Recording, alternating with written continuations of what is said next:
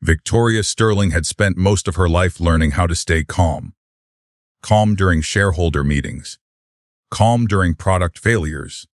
Calm during economic downturns.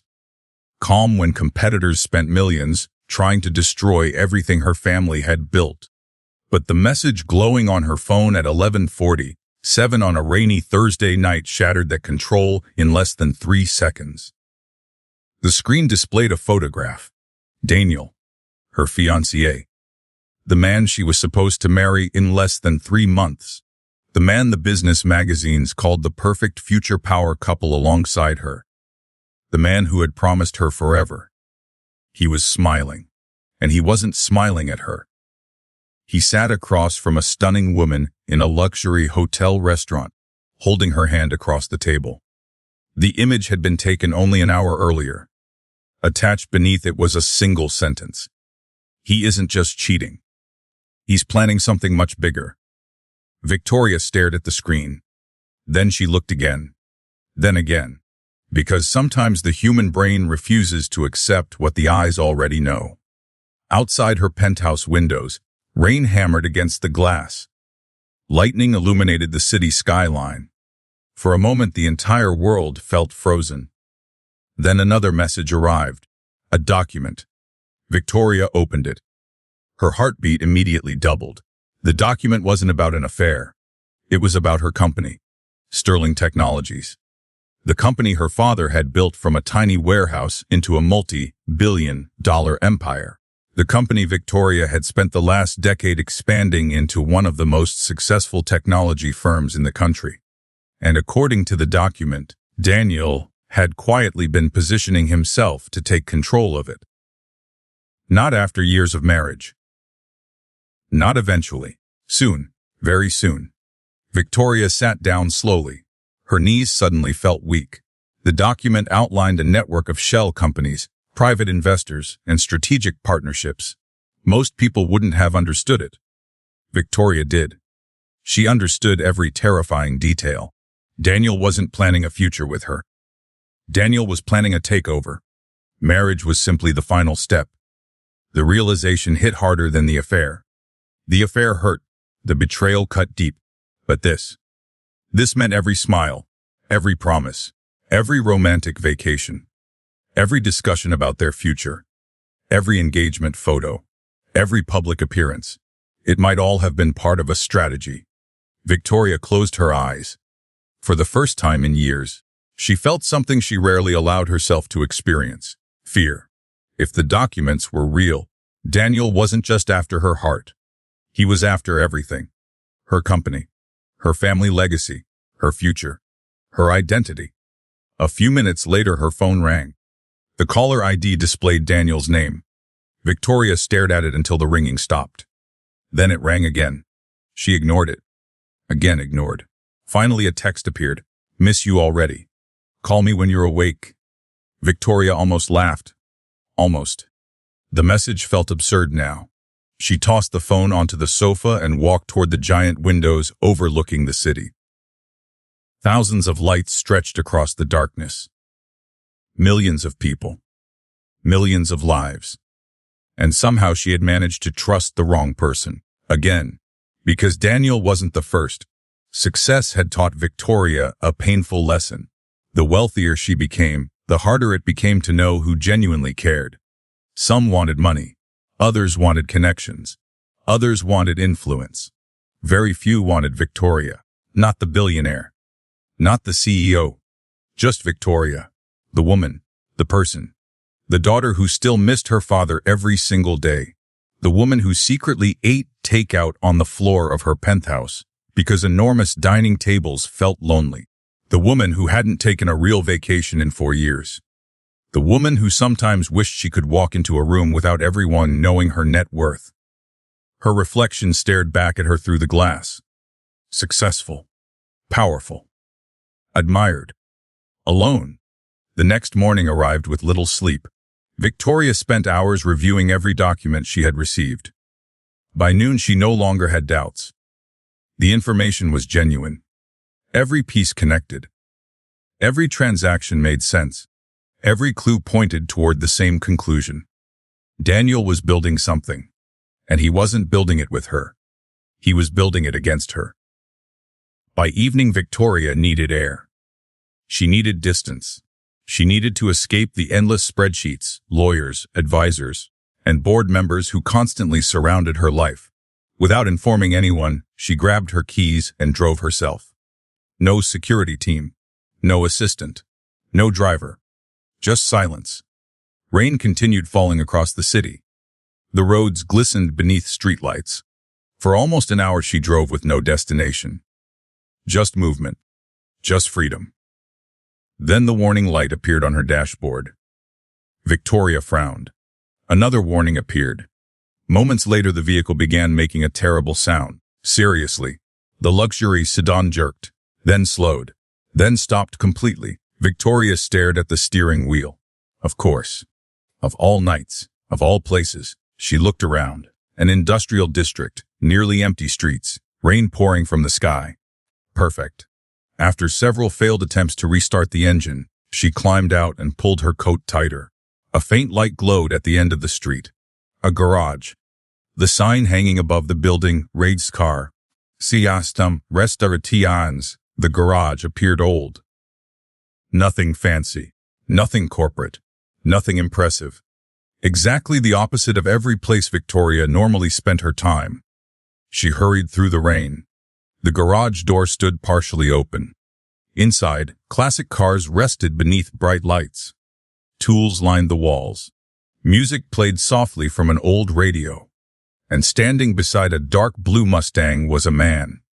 He wore a black Henley shirt with sleeves rolled to his elbows. Grace stained his hands. His attention remained completely focused on the engine in front of him. He didn't even notice her immediately, which was unusual. Most people recognized Victoria Sterling instantly. The man looked up only when thunder echoed outside. Their eyes met. Blue eyes.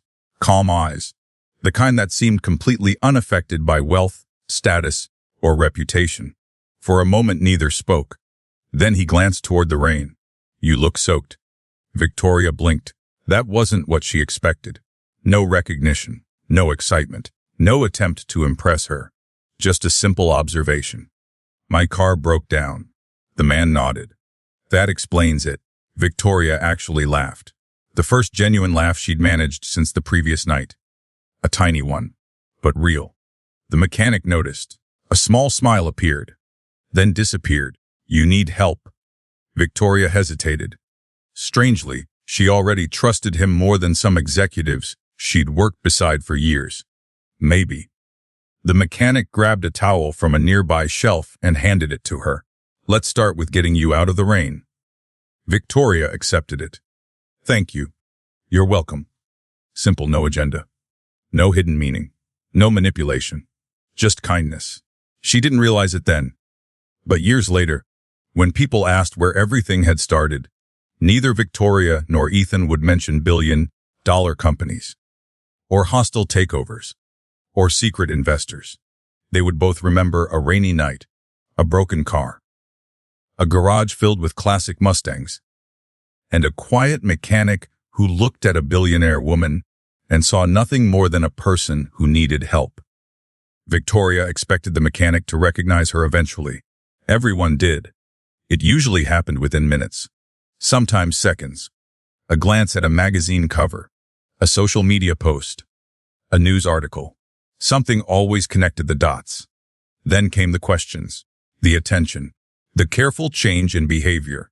But an hour later, Ethan Carter still treated her exactly the same, as though she were simply a woman whose car had broken down in the rain. Nothing more, nothing less.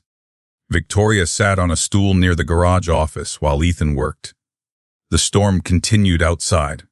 Rain drummed against the roof. Tools clinked occasionally. An old rock song played softly from a radio mounted above a workbench. The entire place felt strangely peaceful. No board meetings, no investors, no lawyers, no assistants following her around with tablets and schedules. Just silence. It felt almost foreign. Ethan slid beneath her car and disappeared for several minutes. When he emerged, grease stained his forearms. "Good news." Victoria looked up. I could use some. The repair isn't complicated. Relief washed across her face. Thank God. Bad news. The relief vanished immediately. Ethan smiled slightly. The replacement part isn't here. Victoria groaned. How long? Tomorrow afternoon. She dropped her head into her hands. Of course. Of course it couldn't be simple. Nothing had been simple for the last 24 hours. Ethan wiped his hands with a cloth. You can leave it here. I have a meeting tomorrow morning. Then you'll need another ride. Victoria stared at him. That's your solution. It's the practical one. For some reason she laughed again. Most people in her world spent their lives trying to impress her. Ethan simply offered practical solutions. It was refreshing, annoying, but refreshing. He walked toward a small coffee machine in the corner. Coffee. Victoria hesitated. Is it terrible? It's garage coffee. That bad? Worse. She smiled. I'll take it. A few minutes later, Ethan handed her a paper cup. Victoria took a cautious sip, then immediately made a face. Ethan nodded knowingly. Told you. That might actually be paint thinner. It's possible. The laugh that escaped her felt genuine. Real. For the first time since receiving the photographs of Daniel. The realization surprised her. A stranger had made her laugh more in 1 hour than her fiancé had managed in weeks. The thought lingered. Dangerously, Victoria pushed it aside. Her phone buzzed. Daniel. Again, she ignored it. The screen lit up once more. Another called. A third time. Ignored. Ethan noticed. He didn't ask questions. He simply returned to working. Victoria appreciated that. Most people would have immediately started digging for details. Ethan seemed uninterested. Eventually, curiosity got the better of her. Do you always avoid asking personal questions? Ethan glanced up from an engine component. Usually. Why? He shrugged. If people want me to know something, they'll tell me. Victoria considered that. It was a surprisingly respectful philosophy. Doesn't that make conversations difficult? Not really. What if you're curious? I'm curious about engines. But she laughed. Nothing else. Ethan thought for a moment, then pointed toward the car. That strange noise interests me.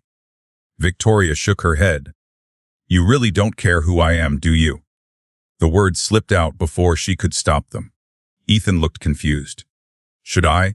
There it was. The answer she wasn't expecting. No recognition. No hidden agenda. Just honesty. Victoria stared at him.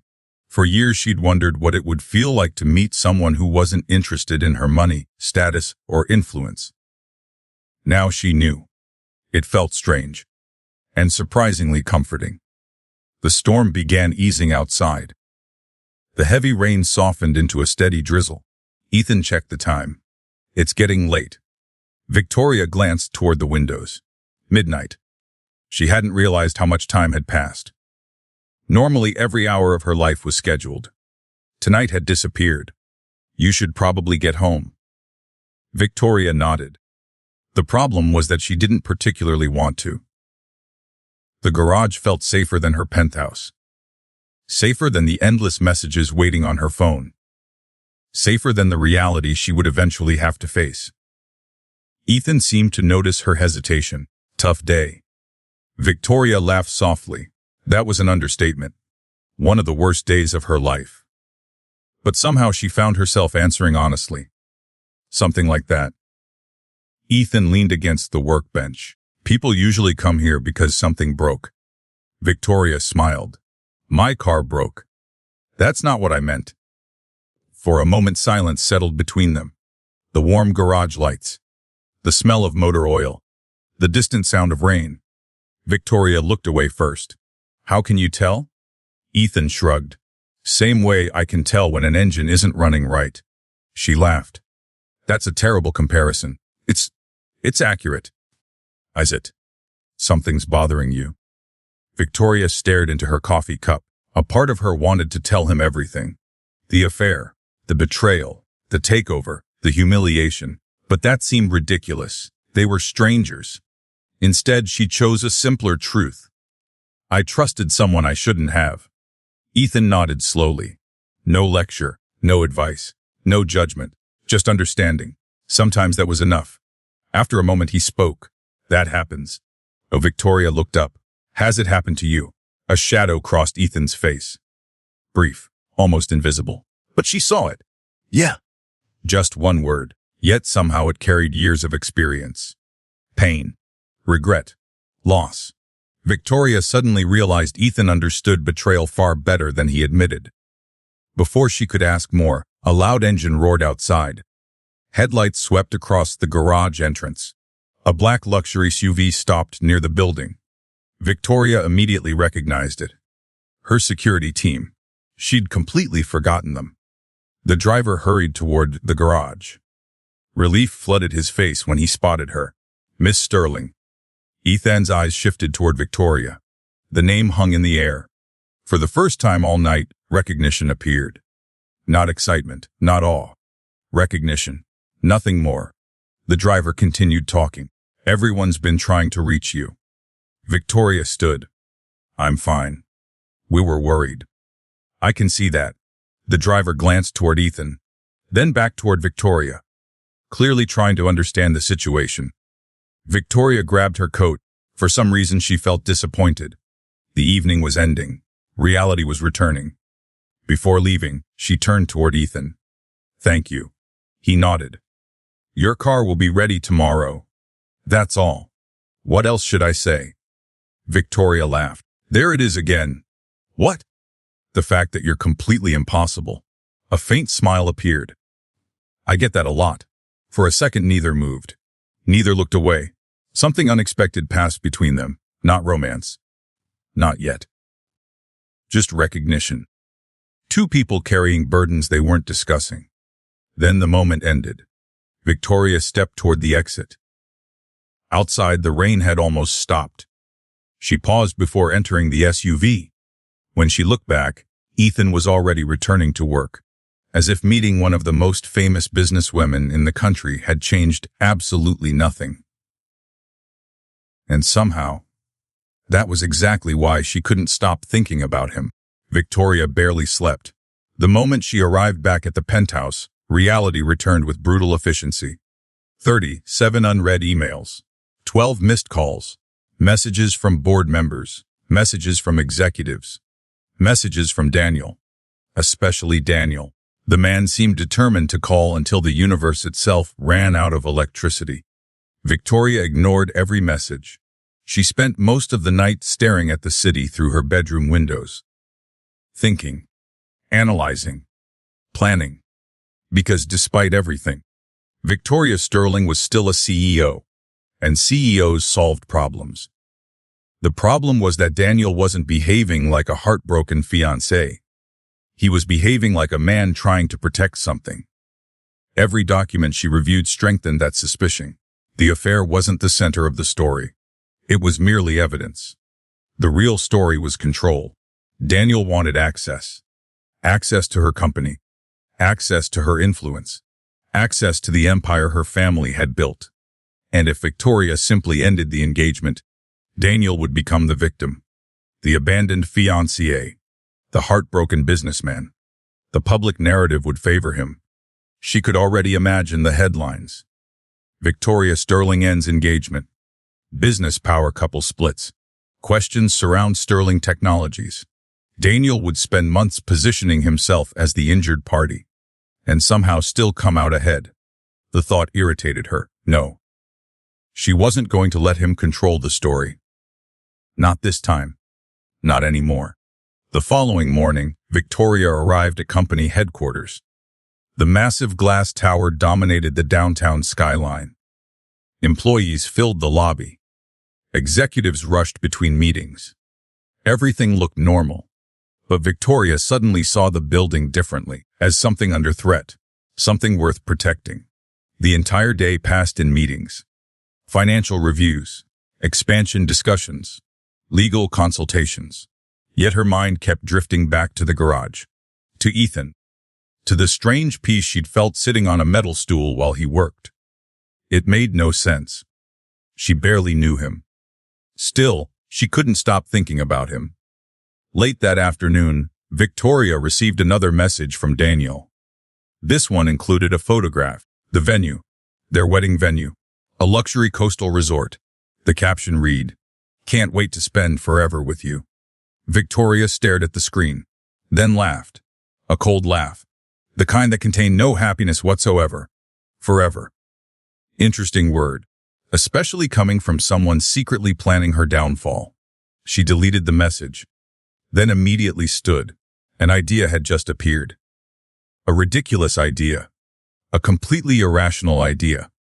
Which was exactly why it wouldn't leave her alone.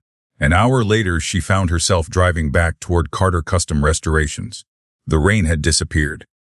The afternoon sun painted the city gold. When Victoria pulled into the lot, several classic cars sat outside. The garage looked exactly the same. Simple. Authentic. Unimpressed by wealth. For some reason, she liked that. The sound of machinery echoed from inside. Ethan stood beside a vintage Mustang. His sleeves were rolled up. Grace stained his hands. He looked up as she approached. No surprise. No excitement. Just recognition. "Your car's ready." Victoria crossed her arms. "Hello to you too." "Hello." "That's it? What were you expecting?" She shook her head. "You're impossible. I've heard that." Victoria laughed despite herself. Ethan returned to his work. For several moments neither spoke. Victoria suddenly felt nervous. Which was ridiculous. She negotiated billion-dollar contracts without blinking. Yet somehow this conversation felt harder. Finally Ethan looked up. "You didn't come back for the car." "It wasn't a question." Victoria sighed. "No." "What happened?" "Direct. Simple. No games." She appreciated that. "My fiancé cheated on me." Ethan's expression remained calm. No pity, no dramatic reaction, just attention. Victoria continued. "And he's trying to take something important from me." Ethan studied her quietly. "You want advice?" "No." "Good." That surprised her. "Why good?" "I'm terrible at giving advice." Victoria laughed. Then silence returned. Ethan waited. Victoria realized he wasn't going to push. If she wanted to continue, it would be her choice. So she did. "I need a way to stop him." "What kind of stop?" "Legally." Ethan nodded. "Good choice." Victoria smiled. Then her expression became thoughtful. The crazy idea returned, louder this time. She stared at him. Ethan noticed immediately. "That's a dangerous look." "What look?" "The one that says you're about to suggest something ridiculous." Victoria laughed. "How do you know that?" "I've met people before." "This is different." "Worse." "Probably." Ethan leaned against the workbench. "Let's hear it." Victoria took a breath, then immediately questioned her own sanity. "Still," she said it, "what would it take for you to pretend to be my boyfriend?" The garage became very quiet. Even the radio seemed quieter. Ethan blinked once, then twice. "You're what?" "My boyfriend." "Fake boyfriend." "Correct." Ethan stared at her. Victoria couldn't blame him. The proposal sounded insane. Because it was insane. For several seconds neither spoke. Then Ethan laughed. Actually laughed. The first real laugh she'd heard from him. "I definitely heard that correctly, right? Unfortunately, you want a mechanic to pretend to be your boyfriend. Temporarily. That makes it better." Victoria covered her face. "This sounded smarter in my head. A lot smarter." "Much." Ethan shook his head. "I'm curious." "About what?" "How exactly did your brain arrive at this solution?" Victoria began pacing. "Daniel cares about appearances." Ethan listened. "He cares about public image." Still listening. "He wants everyone to think he has control." Ethan nodded slowly. And if he believes I've moved on." Understanding finally appeared. "He gets distracted." Exactly. Ethan considered it. Victoria suddenly realized how absurd the situation looked. A billionaire CEO attempting to recruit a mechanic into a fake relationship. No board member would believe it. No advisor would approve it. No lawyer would survive the stress. Yet somehow she couldn't stop talking. "I know it sounds ridiculous." It does. I know. It sounds very ridiculous. I understand. Ethan rubbed his jaw. Victoria waited. The answer was obviously going to be no. She had already accepted that. Then Ethan surprised her. What would I have to do? Victoria froze. What? What does the job involve? She blinked. You're considering it. I'm asking questions. Victoria stared at him. Ethan stared back. For the first time since arriving, she noticed amusement in his eyes. Not mockery.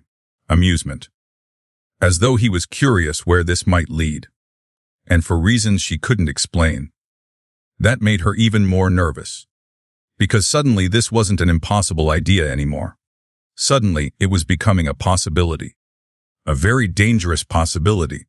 One that neither of them fully understood.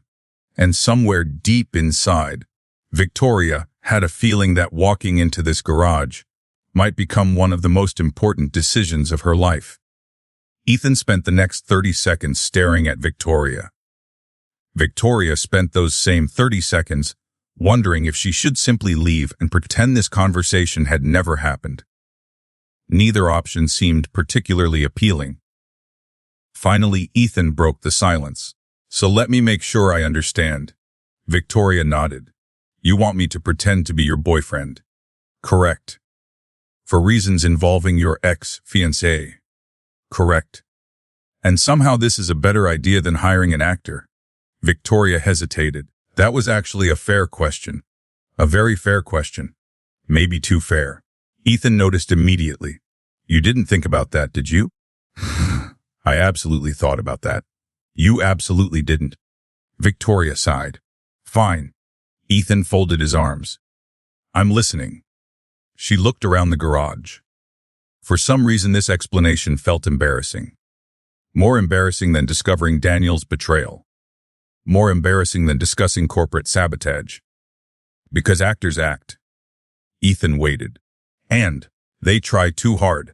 He raised an eyebrow. Victoria continued. Daniel knows me. Okay. He knows the kind of people I usually spend time with. Ethan nodded slowly. And if I suddenly appeared with some perfect model, looking billionaire, he'd know it was fake. Exactly. Ethan considered that. For several moments neither spoke. Then he pointed at himself. So your solution is me. Victoria laughed. When you say it out loud, it sounds terrible. It sounds insane. That's fair. Ethan shook his head. The strange thing was that he didn't seem offended. If anything, he looked entertained. Which somehow made the situation even stranger. You realize I don't know anything about your world? Victoria shrugged. That's actually part of the appeal. The appeal. You don't care about status. Most engines don't. Victoria laughed again. The man somehow managed to make everything sound simple. A quality she increasingly appreciated. Ethan walked toward the coffee machine. The terrible coffee machine. The one responsible for what might legally qualify as chemical warfare. Coffee. Only if you're drinking it too. I'm immune. Victoria accepted the cup anyway. A few moments later they sat across from each other in the small garage office. The room wasn't much bigger than a storage closet. A desk. 2 chairs. A filing cabinet. A calendar featuring classic cars. It felt more comfortable than most executive offices she'd visited. Ethan took a sip. So what exactly would I be signing up for? Victoria straightened. Finally, practical questions. Those she could handle. A few public appearances. Define a few. Maybe dinner. Ethan nodded. A charity gala. Still nodding. A hotel event. The nodding slowed. A handful of social functions. There it is. What? The real answer. Victoria smiled. Fine. More than a few. Much more. Probably. Ethan leaned back. What happens if someone asks questions? We answer them. What if reporters ask questions? Victoria paused. That part hadn't occurred to her. Ethan noticed. You didn't think about that either. Maybe a little? You definitely didn't. Victoria laughed. You're very judgmental for a mechanic. I'm very practical. There was a difference. And somehow Victoria found that difference refreshing. Most people around her constantly agreed with everything she said. Ethan challenged things. Not aggressively. Not arrogantly. Simply honestly. She wasn't used to it. And she liked it more than she should. A lot more.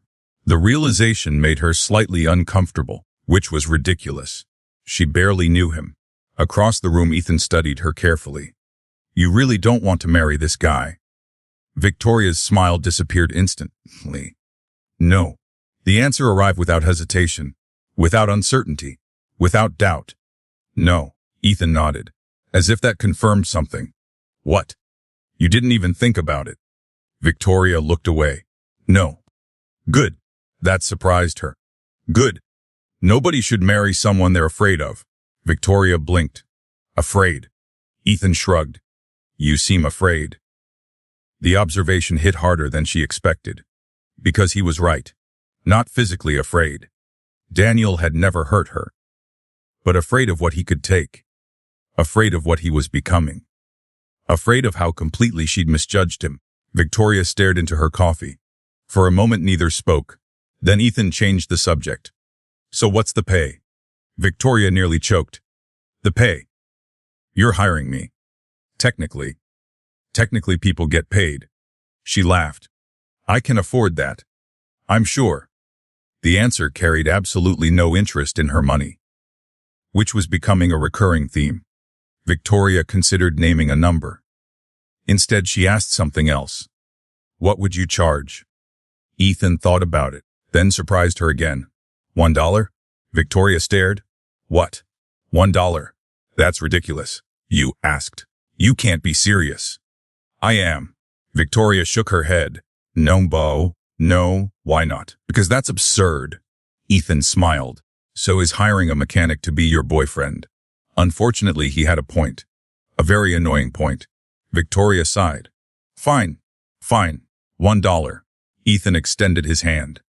Deal. Victoria looked at the offer hand. Strong fingers. Grease-stained knuckles. The hand of someone who worked for a living. Not someone who sat behind conference tables. Not someone who manipulated people from boardrooms. Not someone hiding behind expensive smiles. Something about that mattered. More than she expected. Slowly she reached forward. Their hands met. The handshake lasted only a moment. Yet something shifted. Neither fully understood it. Neither acknowledged it. But it was there. The beginning of something dangerous. Complicated. Unexpected. The office door suddenly opened. A young employee stepped inside carrying paperwork. The man stopped immediately. His eyes moved from Ethan to Victoria, back to Ethan, then back to Victoria. Silence. Several seconds of silence. Finally, the employee pointed. Wait. Nobody spoke. The employee pointed again. Are you two? Ethan immediately answered. No. Victoria answered at the exact same time. Yes. The both froze. The employee looked confused. Victoria looked horrified. Ethan looked amused. The employee slowly backed toward the door. I feel like I walked into something. You did, Ethan said. Definitely. Victoria agreed. The employee escaped immediately. The door closed. Silence returned. Then Ethan started laughing. Not a small laugh. A real one. Victoria tried to stay serious. She failed. Within seconds, she was laughing too. For a brief moment, everything else disappeared. Daniel. The betrayal. The company. The fear. Gone. Just laughter. Unexpected. Real. And when the laughter finally faded, Victoria realized something she hadn't felt in a very long time. Hope. Not because the plan was good. It definitely wasn't. Not because the situation was under control. It definitely wasn't. But because, for the first time since her world had fallen apart, she wasn't facing it alone. Victoria's assistant nearly dropped her tablet. What? Victoria remained seated behind her desk. You heard me. The assistant blinked several times. Then once more for good measure. I'm sorry. No, you're not. No, I'm really not. Victoria sighed. The reaction wasn't surprising. Nothing about this situation sounded normal, which was exactly why it might work. Her assistant slowly sat down. Let me make sure I understand. Victoria immediately groaned. Not another one. You've hired a mechanic. Wes. To pretend to be your boyfriend. Wes. And you met him 2 days ago. Victoria closed her eyes. When phrased that way, it sounded much worse. It wasn't exactly 2 days ago. How many days? Victoria remained silent. The assistant stared. Oh my God. Don't do that. You met him 2 days ago. Victoria rubbed her temples. This was going to be a long conversation. Unfortunately, it was only the first, because by noon, 3 executives had already called. 2 friends had sent messages, and her mother had requested a meeting. The news hadn't even become public yet. People were simply noticing changes. Victoria wasn't returning Daniel's calls. She had canceled wedding appointments, and she had begun moving meetings around. People sensed something. People always sensed something. The problem with being wealthy was that privacy became a luxury, and Victoria's life had very little of it. By late afternoon, she escaped headquarters and drove toward the garage. The moment she parked outside, she felt herself relax. That realization should have concerned her. Instead, it comforted her. Inside, Ethan was working beneath a classic Mustang. The sound of a ratchet echoed through the workshop. Warm sunlight streamed through the open garage doors. The entire place felt normal, grounded, real. Ethan slid out from beneath the car. You're early. Victoria frowned. You knew I was coming? You texted me? Oh, also, you're standing in my garage. She rolled her eyes. You're impossible. Still true. Victoria watched him wipe grease from his hands. For a moment, she forgot why she'd come. Then reality returned. We have a problem. Ethan looked unconcerned. What kind? The public kind. That sounds expensive. Victoria laughed, then sat on a nearby stool. My mother wants to meet you. That finally got a reaction. A small one. But a reaction. Already? Ethan shook his head. That's fast. Welcome to my life. The mechanic considered that, then nodded slowly. Okay. Victoria blinked. Okay, sure. That's your response. What was I supposed to say? Victoria stared at him. Most people became nervous when meeting Eleanor Sterling. Some became terrified. The woman had built an empire. She could dismantle careers before finishing breakfast. And Ethan's response was simply okay. You're not worried. Should I be? Victoria laughed. Very. Ethan smiled. I'll survive. The confidence surprised her. Not arrogance. Just certainty. As though he genuinely believed every situation could be handled. Victoria wished she felt the same. A few minutes later, they moved into the small office. This time, the terrible coffee made another appearance. Victoria immediately regretted accepting it. Again. You keep drinking it. I keep making bad decisions. Fair point. She pointed toward him. See, that's exactly what I mean. What? You don't treat me differently. Ethan looked confused. Why would I? Victoria leaned back. Because everyone does. The words slipped out before she could stop them. Ethan became quiet. Not awkward quiet, thoughtful quiet. That sounds exhausting. Victoria stared at him. Nobody had ever responded that way before. Most people focused on the money, the success, the opportunities. Ethan focused on the loneliness, which somehow felt more accurate. It is exhausting. The admission surprised both of them. Ethan nodded. I figured. For several moments, silence settled between them. Comfortable silence. The kind neither felt pressured to fill. Eventually, Victoria pulled out her phone. We need photographs. Ethan nearly spit out his coffee. What? Evidence. Evidence. Victoria nodded. People need to see us together. Ethan looked horrified. I knew there was a catch. She laughed. There are many catches. Wonderful. The first one is dinner. Dinner. Tonight. Ethan stared. Victoria smiled. The first public appearance. This is becoming real very quickly. It was always real. No. Ethan pointed toward her. It was a weird conversation. Then he pointed toward himself. Now it's becoming real. Victoria couldn't argue with that, because she felt it too. The strange transition from idea to reality. The moment a plan stopped being theoretical and started affecting actual lives. Suddenly she felt nervous. Not about Daniel, not about the company, not even about public appearances, about Ethan, about bringing him into her world, a world that had a habit of chewing people up. The thought lingered, longer than it should have. Ethan noticed. What? Victoria looked away. Nothing. Lear. That surprised her. What? You have the same expression. What expression? The one from the first night. Victoria frowned. I don't know what that means. It means you're worried. For some reason she smiled. You're getting good at that. People are easier than engines. That's definitely not true. It is when the people are predictable. Victoria laughed. Am I predictable? Ethan thought for a moment, then shook his head. No. The answer came immediately, without hesitation, without uncertainty. No, something about that made her strangely happy. Outside, sunlight slowly faded. The garage lights flickered on.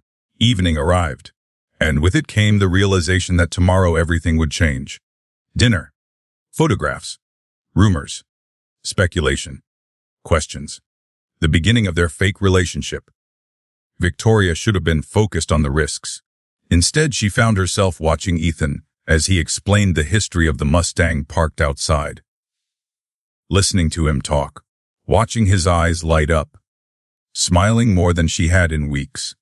And that was far more dangerous than any plan involving Daniel Cross. Because fake relationships were supposed to stay fake. Victoria had always believed she was smart enough to remember that. For the first time, she wasn't completely sure. Victoria spent nearly 40 minutes deciding what to wear. That alone irritated her. She never spent 40 minutes deciding anything. Not acquisitions, not contracts, not hiring decisions, certainly not dinner. Yet somehow she found herself standing in front of her closet questioning every option. Too formal, too casual, too obvious, too expensive, too glamorous, too corporate. The process was ridiculous, and she knew it. Finally, she selected a simple black dress.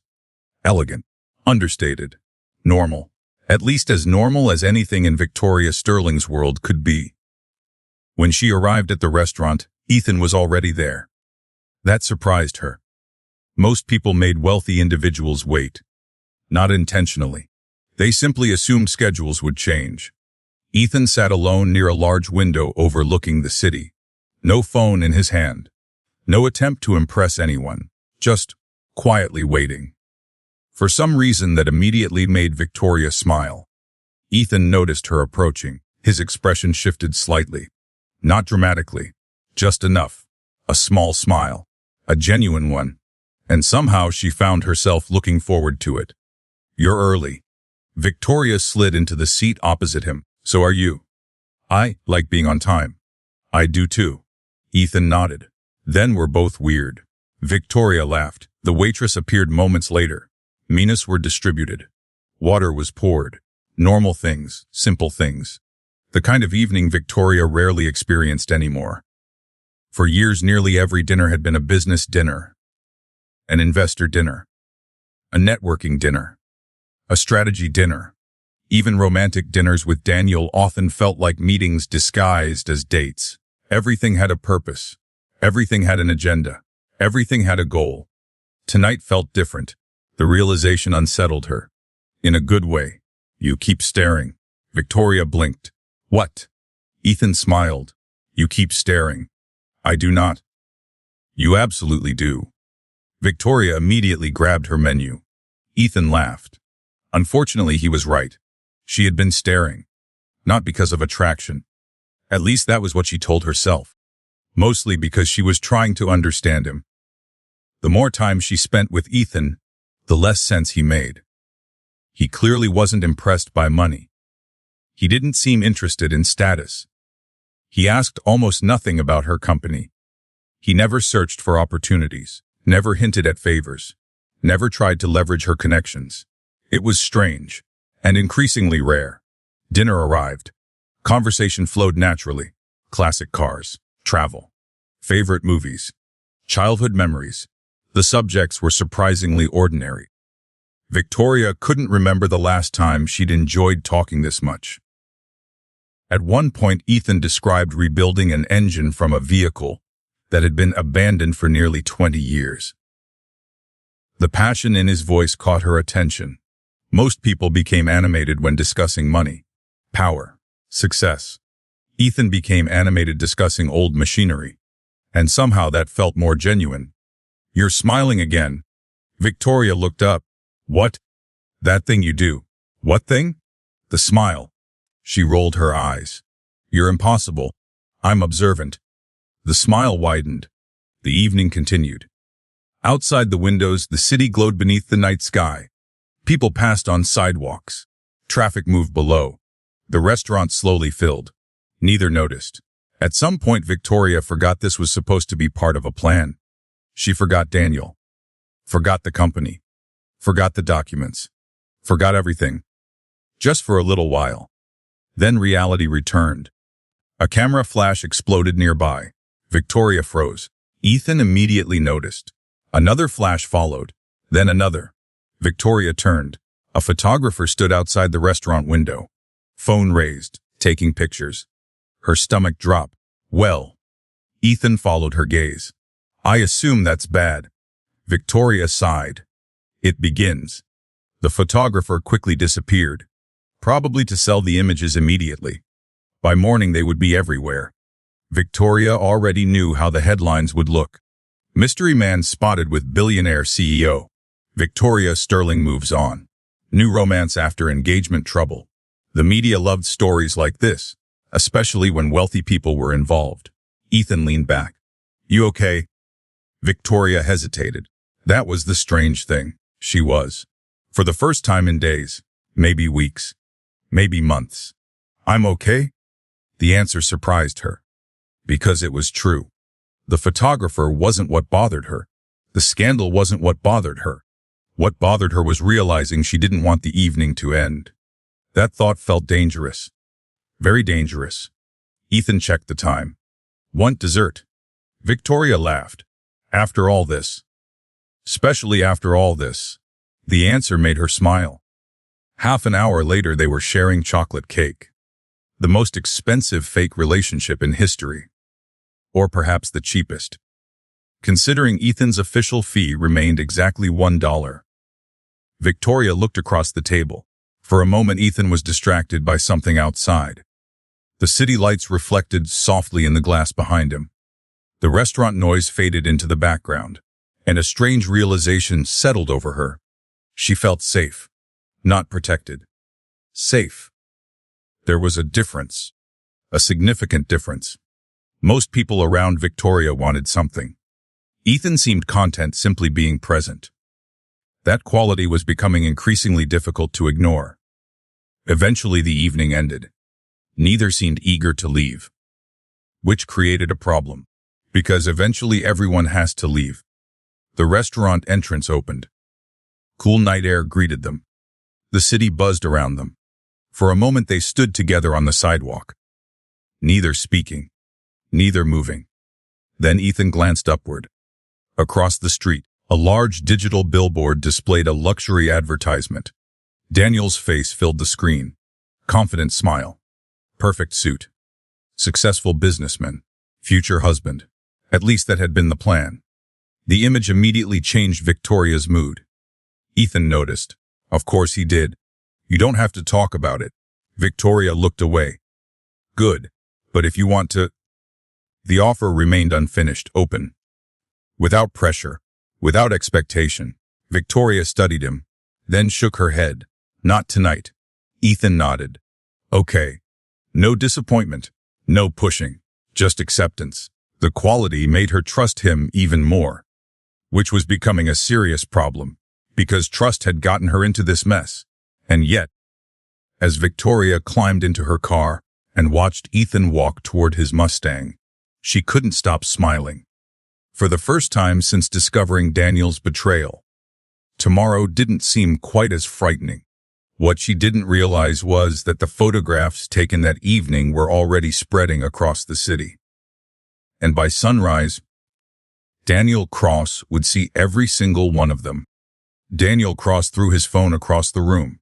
The device bounced harmlessly off an expensive sofa before landing on a thick carpet. For several seconds, nobody spoke. Marcus sat across from him in silence. The giant penthouse office overlooked the city skyline. Normally, the view helped Daniel think. Tonight, it only made him angrier. The photographs covered the conference table. Victoria and Ethan walking into the restaurant, laughing together, leaving together, standing on the sidewalk smiling at each other. Every image felt like a personal insult. Daniel stared at them, then picked up one photograph. His jaw tightened. Who is he? Marcus remained calm. We're trying to find out. Try faster. Marcus didn't react. Years of working with Daniel had taught him patience and caution, especially when Daniel became emotional, which was happening more frequently lately. The investigation started this morning. Daniel tossed the photograph down. I don't care. I know. Then fix it. Marcus folded his hands. The problem was that there wasn't much to fix. The story was spreading naturally. People loved relationship drama, especially wealthy relationship drama, especially when famous people were involved. The internet practically fed on stories like this. Daniel walked toward the windows. His reflection stared back.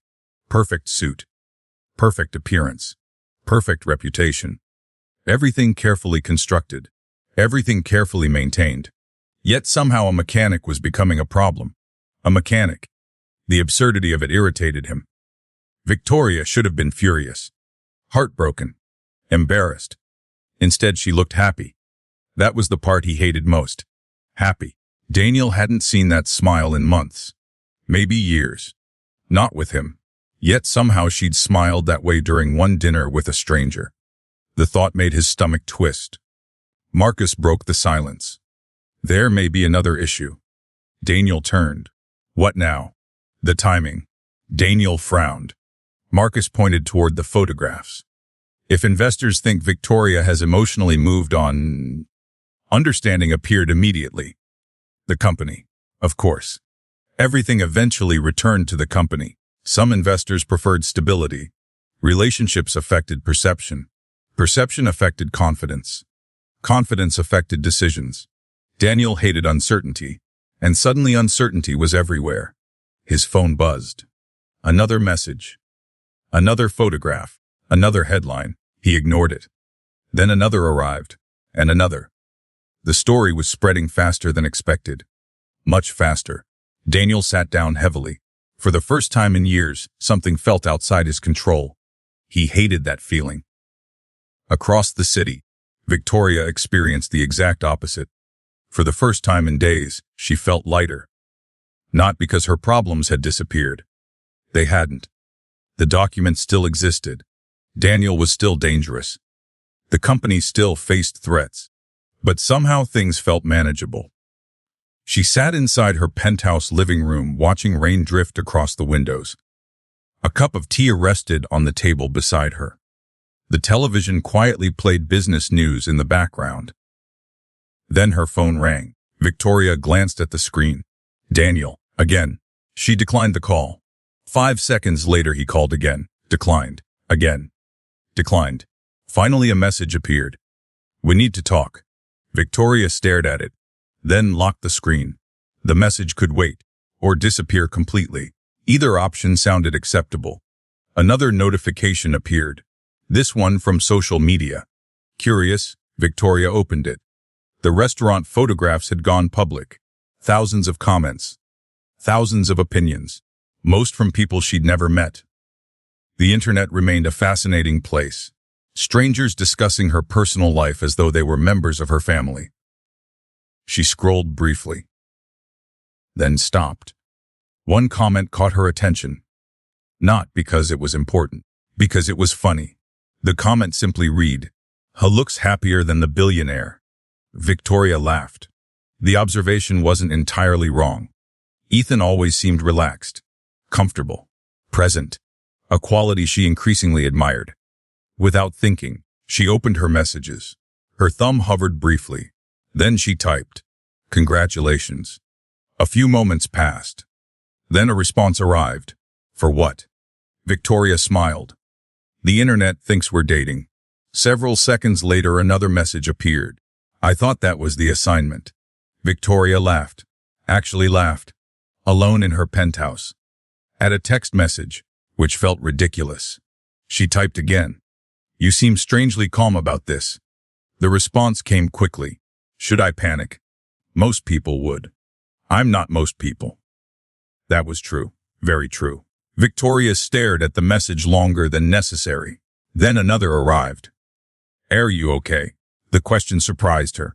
Because unlike everyone else, Ethan wasn't asking about headlines, or publicity, or consequences. He was asking about her. A small detail. But it mattered. More than she expected. Victoria looked out toward the city, then typed a simple answer. "Getting there." A minute passed. Then another message appeared. "Good." That was all. No speech, no advice, no lecture. Just good. And somehow that single word made her smile. Hours later, Ethan locked up the garage. The city had grown quiet. Most businesses were closed. Most people were asleep, but Ethan remained outside for several minutes, standing beside the old Mustang, looking toward the stars barely visible through the city lights. His phone vibrated. A message from someone saved under only one name. Eleanor. Ethan read it. Then sighed. The message contained only 4 words. Things are moving faster. He already knew that. The situation was accelerating. Far faster than expected. Far faster than planned. And the closer he grew to Victoria, the more complicated everything became. Because the original plan had never included feelings. It certainly hadn't included dinners, or laughter, or looking forward to seeing her. Yet here he was, thinking about her. Again, Ethan slipped the phone into his pocket. For now, there was nothing he could do. Tomorrow would arrive soon enough, and with it, the first real consequences of their fake relationship. Consequences neither of them fully understood. But somewhere across the city, Daniel Cross was already making plans. And unlike Victoria, Daniel wasn't interested in moving on. He was interested in winning. No matter the cost. Victoria regretted the decision almost immediately. Not the fake relationship. Not the dinner. Not Ethan. The meeting. Specifically, the fact that she had agreed to introduce Ethan to Eleanor Sterling. Her mother. The woman who could detect weakness faster than a shark detected blood. The woman who once reduced a senior executive to tears during a 15-minute meeting. The woman who treated negotiations like competitive sports. And today Ethan would be sitting across from her. Victoria stared out the passenger window of her sedan. The luxury hotel where the meeting would take place slowly appeared ahead. Beside her, Ethan seemed completely relaxed. Which made absolutely no sense. "Are you nervous?" Ethan glanced over. "No." Victoria frowned. "That's concerning." "Why?" "Because you should be." Ethan smiled. "I'll keep that in mind." Victoria sighed. That wasn't an answer. Unfortunately, it was the only answer she was getting. 10 minutes later, they entered the hotel lobby. Marble floors. Crystal chandeliers. Floor-to-ceiling windows overlooking the harbor. Everything expensive. Everything elegant. Everything designed to impress. Victoria barely noticed. She had spent years inside places like this. Ethan looked around briefly, then continued walking. No reaction. No fascination. No discomfort. Just another building. That should have felt strange. Instead, it somehow felt normal. As though luxury genuinely meant nothing to him. The realization returned again. Who exactly was this man? They reached the restaurant. Eleanor was already waiting. Of course she was. Eleanor Sterling had never been late a single day in her life. The older woman sat near a window overlooking the water. Silver, black hair, perfect posture, impeccable elegance. Power radiated from her without effort. Victoria watched Ethan carefully. Most people reacted immediately. intimidation, nervousness, anxiety, something. Instead, Ethan simply walked forward, calm, steady, composed. Interesting, very interesting. Mother. Eleanor stood. Her gaze immediately landed on Ethan. The room suddenly felt smaller. Victoria knew that look. Assessment, evaluation, judgment. Eleanor was already analyzing him. Within seconds, perhaps less. Ethan. The mechanic offered his hand. Nice to meet you. Eleanor shook it. Likewise. Neither looked away. The moment stretched. Victoria recognized what was happening. A silent contest. Two strong personalities measuring each other. To her surprise, neither appeared particularly affected. Eventually, Eleanor gestured toward the table. Please. Everyone sat. The waiter appeared. Orders were placed. Small talk began, at least technically. Victoria quickly realized Eleanor wasn't interested in small talk. She was conducting an interview. A very sophisticated interview. One disguised as conversation. How long have you worked on cars? Ethan answered calmly. Most of my life. You enjoy it. I do? Why? Victoria nearly laughed. Only Eleanor could turn a simple question into an interrogation. Ethan didn't seem bothered. They make sense. Eleanor raised an eyebrow. Cares. People can be complicated. A small smile appeared on Eleanor's face. Dangerous. Rare. Victoria hadn't expected that. Neither, apparently, had Ethan. The conversation continued. Family, work, life, future plans. Eleanor explored every topic with surgical precision. Searching for weaknesses. Searching for inconsistencies. Searching for something. Victoria waited for Ethan to become uncomfortable. He never did. Instead, he answered honestly. Directly. Without embellishment. Without trying to impress anyone. Which ironically seemed to impress Eleanor more than anything else. Halfway through lunch, Victoria noticed something unusual. Her mother was enjoying herself. Actually enjoying herself. The realization bordered on supernatural. Eleanor enjoying lunch wasn't unusual. Eleanor enjoying company was. Particularly unexpected company. The waiter delivered dessert.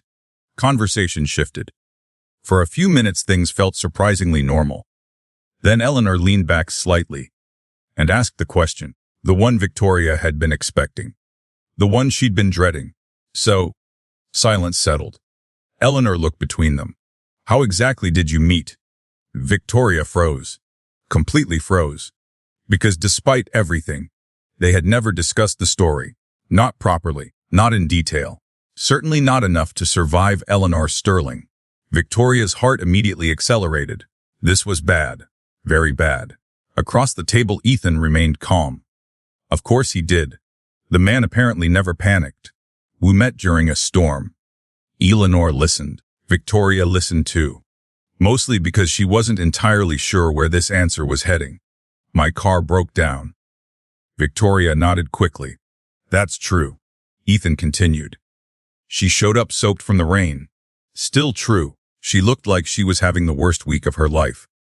Victoria laughed despite herself. Unfortunately, that was also true. Eleanor studied them both. Something softened slightly in her expression. Not much. Just enough. You helped her. Ethan shrugged. Anyone would. Victoria immediately shook her head. Nung. Both turned toward her. She hesitated, then continued. Not everyone would. Silence followed. Unexpected silence. The kind created by honesty. Real honesty. Not strategic honesty. Not business honesty. Actual honesty. Ethan looked away first. A strange warmth settled over the table. One nobody addressed. One nobody fully understood. Eleanor noticed it. Victoria knew she noticed it. Her mother knew-est everything.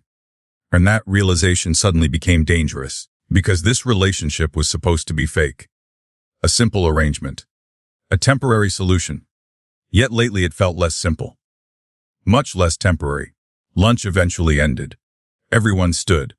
Goodbyes were exchanged. The waiter disappeared. The restaurant slowly returned to normal. Then Eleanor surprised Victoria. Again, she turned toward Ethan. It was nice meeting you. Not polite. Not formal. Genuine. Victoria nearly fell over. Ethan smiled. You too. As they walked toward the exit, Victoria waited. She knew what was coming. The moment her mother would finally share an opinion. The moment Eleanor would deliver her verdict. The elevator doors closed. The lobby disappeared. Then Eleanor spoke. I like him. Victoria stared. What? I said I like him. You never like anyone. Eleanor smiled. That's not true. It absolutely is. The older woman laughed softly. A rare sound. Almost as rare as approval itself. Then her expression became thoughtful. He seems honest. Victoria looked away. For reasons she couldn't explain, hearing that mattered. A lot. Far more than it should have. Because somewhere deep inside, Victoria was starting to hope her mother was right. Victoria spent the entire week trying not to think about Ethan. The strategy failed immediately. Every conversation reminded her of him. Every meeting felt longer than usual. Every evening felt strangely empty. Which was ridiculous. They weren't actually dating. The relationship was fake. Temporary. Strategic. A business arrangement disguised as romance. At least that was what she kept telling herself. Unfortunately, her heart seemed uninterested in those details. Friday afternoon arrived with a familiar headache. 6 board meetings. 3 investor calls. 2 legal consultations. 1 argument with Daniel's attorneys. Victoria leaned back in her chair and closed her eyes. Exhaustion settled over her like a heavy blanket. Her phone buzzed. A message from Ethan, still alive.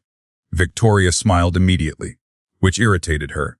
The smile, not the message, she typed back. Barely. A response arrived almost instantly. That's concerning. Why? Hard to fake data ghost. Victoria laughed. Several nearby executives glanced toward her office. She ignored them. Another message appeared. When was your last day off? Victoria stared at the screen. Then realized she couldn't remember. That probably wasn't a good sign. I don't know. Several moments passed. Then, that's a terrible answer. Victoria rolled her eyes. I'm aware. Another pause. Then, meet me at the garage tomorrow morning. Her eyebrows rose. For what? Day off. Victoria immediately laughed. That wasn't how CEOs operated. You didn't simply schedule a day off. You earned it. Planned it. Organized it. Yet somehow she found herself typing, fine. The next morning arrived with clear blue skies. For the first time in weeks, there was no rain. No storms. No emergency meetings. No crisis. At least none she planned to acknowledge. When Victoria arrived at the garage, Ethan was already outside. A familiar Mustang sat nearby, freshly polished. Sunlight reflected across its deep blue paint. Victoria smiled. You brought the Mustang. Ethan looked offended. Of course I brought the Mustang. Sorry. You should be. Victoria laughed. The simple interaction immediately improved her mood, which was becoming a dangerous pattern. Ethan tossed her a pair of sunglasses. She caught them awkwardly. What are these for? Trust. That's not an answer. It's enough of one. Victoria shook her head, then climbed into the passenger seat. Minutes later, they left the city behind. Skyscrapers slowly disappeared. Traffic faded. The roads widened. The world became quieter. Victoria lowered the window slightly. Warm air drifted inside. For the first time in what felt like forever, she wasn't checking emails, or taking calls, or reviewing reports. She was simply existing. The realization felt strange and wonderful. You look happier. Victoria glanced over. Ethan kept his attention on the road. What if I deny it? I'll ignore the denial. She smiled. You're getting annoyingly good at reading me. I'm not. You are. No. Ethan pointed toward her. You're getting easier to read. Victoria laughed. That answer somehow felt worse. The drive continued. Eventually they arrived at a small lakeside town several hours outside the city. Victoria stared. This is where you brought me. Problem? The town looked peaceful. Charming. The opposite of her normal life. Families walked along the waterfront. Children chased birds. Local shops lined the streets. Nobody seemed concerned about stock prices or market trends, or billion-dollar mergers. It was perfect. A few minutes later, they sat beside the lake eating sandwiches from a tiny cafe. No luxury restaurant, no reservation, no media attention, just lunch. And somehow it felt better than most five-star dining experiences she'd attended. You come here often? Ethan nodded. When I need to think. Victoria understood immediately. Everyone needed a place like that. A place disconnected from noise. A place disconnected from expectations. A place disconnected from pressure. The afternoon passed slowly. Neither seemed in a hurry. They walked along the water, explored small shops, talked about everything and nothing. For several hours, Victoria completely forgot about Daniel, which felt like a miracle. Then reality returned. A familiar voice called her name. Victoria froze. She turned. A middle-aged woman approached smiling. Recognition flashed immediately. One of Sterling Technologies' investors. Of course. Because apparently the universe enjoyed irony. The woman greeted Victoria warmly. Then noticed Ethan. A curious smile appeared. Victoria braced herself. Questions were coming. The investor looked between them, then smiled even wider. You must be Ethan. Victoria blinked. You know about him. The woman laughed. The entire city knows about him. Ethan groaned quietly. Victoria enjoyed that far more than she should have. The conversation remained brief, but after the investor left, neither spoke for several moments. Finally, Ethan sighed. We're becoming famous. Victoria laughed. Terrifying. Horrifying.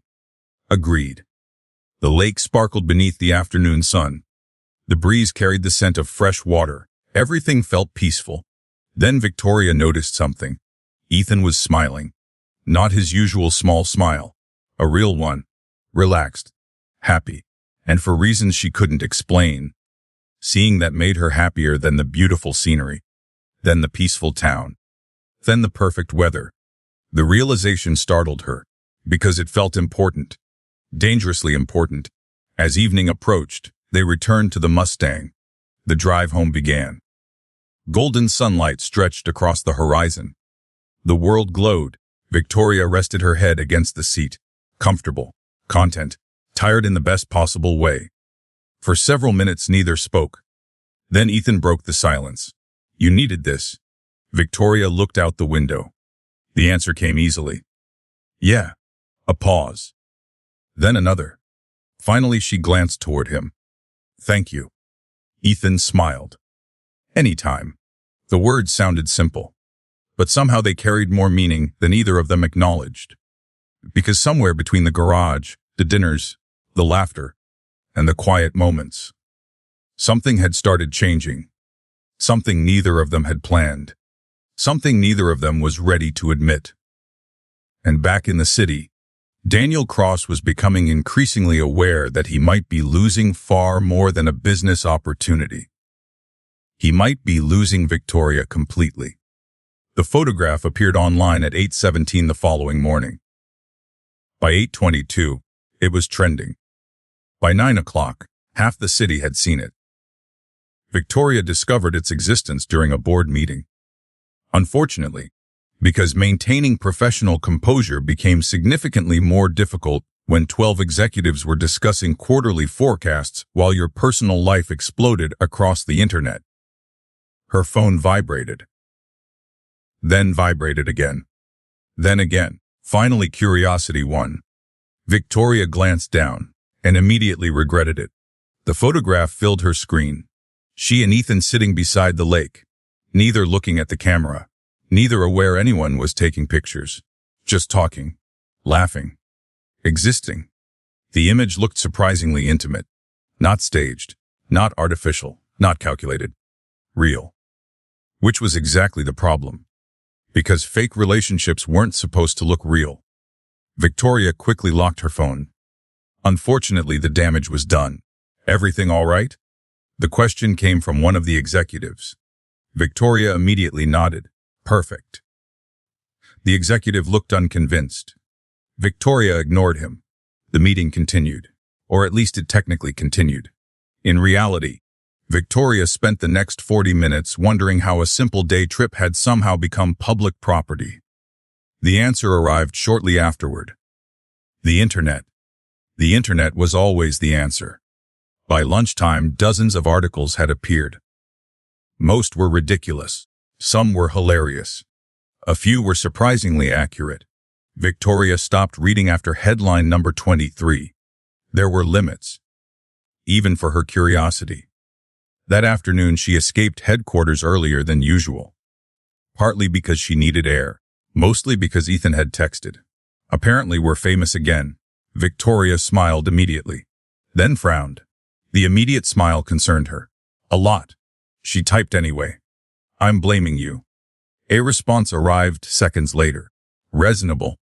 Good. I'm still innocent. Debatable. Several moments passed. Then, garage. Victoria laughed. One word, yet somehow she knew exactly what he meant. An hour later she arrived. The familiar sight of the garage immediately relaxed her. The feeling had become automatic. Dangerously automatic. Inside, Ethan stood beside a classic Camaro. Music played softly from a radio. Sunlight streamed through the open garage doors. Normal. Simple. Comforting. You survived. Victoria smiled. Barely. Board meeting. How did, you know? You have your board meeting face. Victoria stopped. My what? Your board meeting face. She folded her arms. I don't have a board meeting face. You definitely do. Ethan pointed toward her. Very serious. Another point. Very intimidating. A third point. And slightly annoyed. Victoria laughed. That's unfair. It's accurate. The smile remained.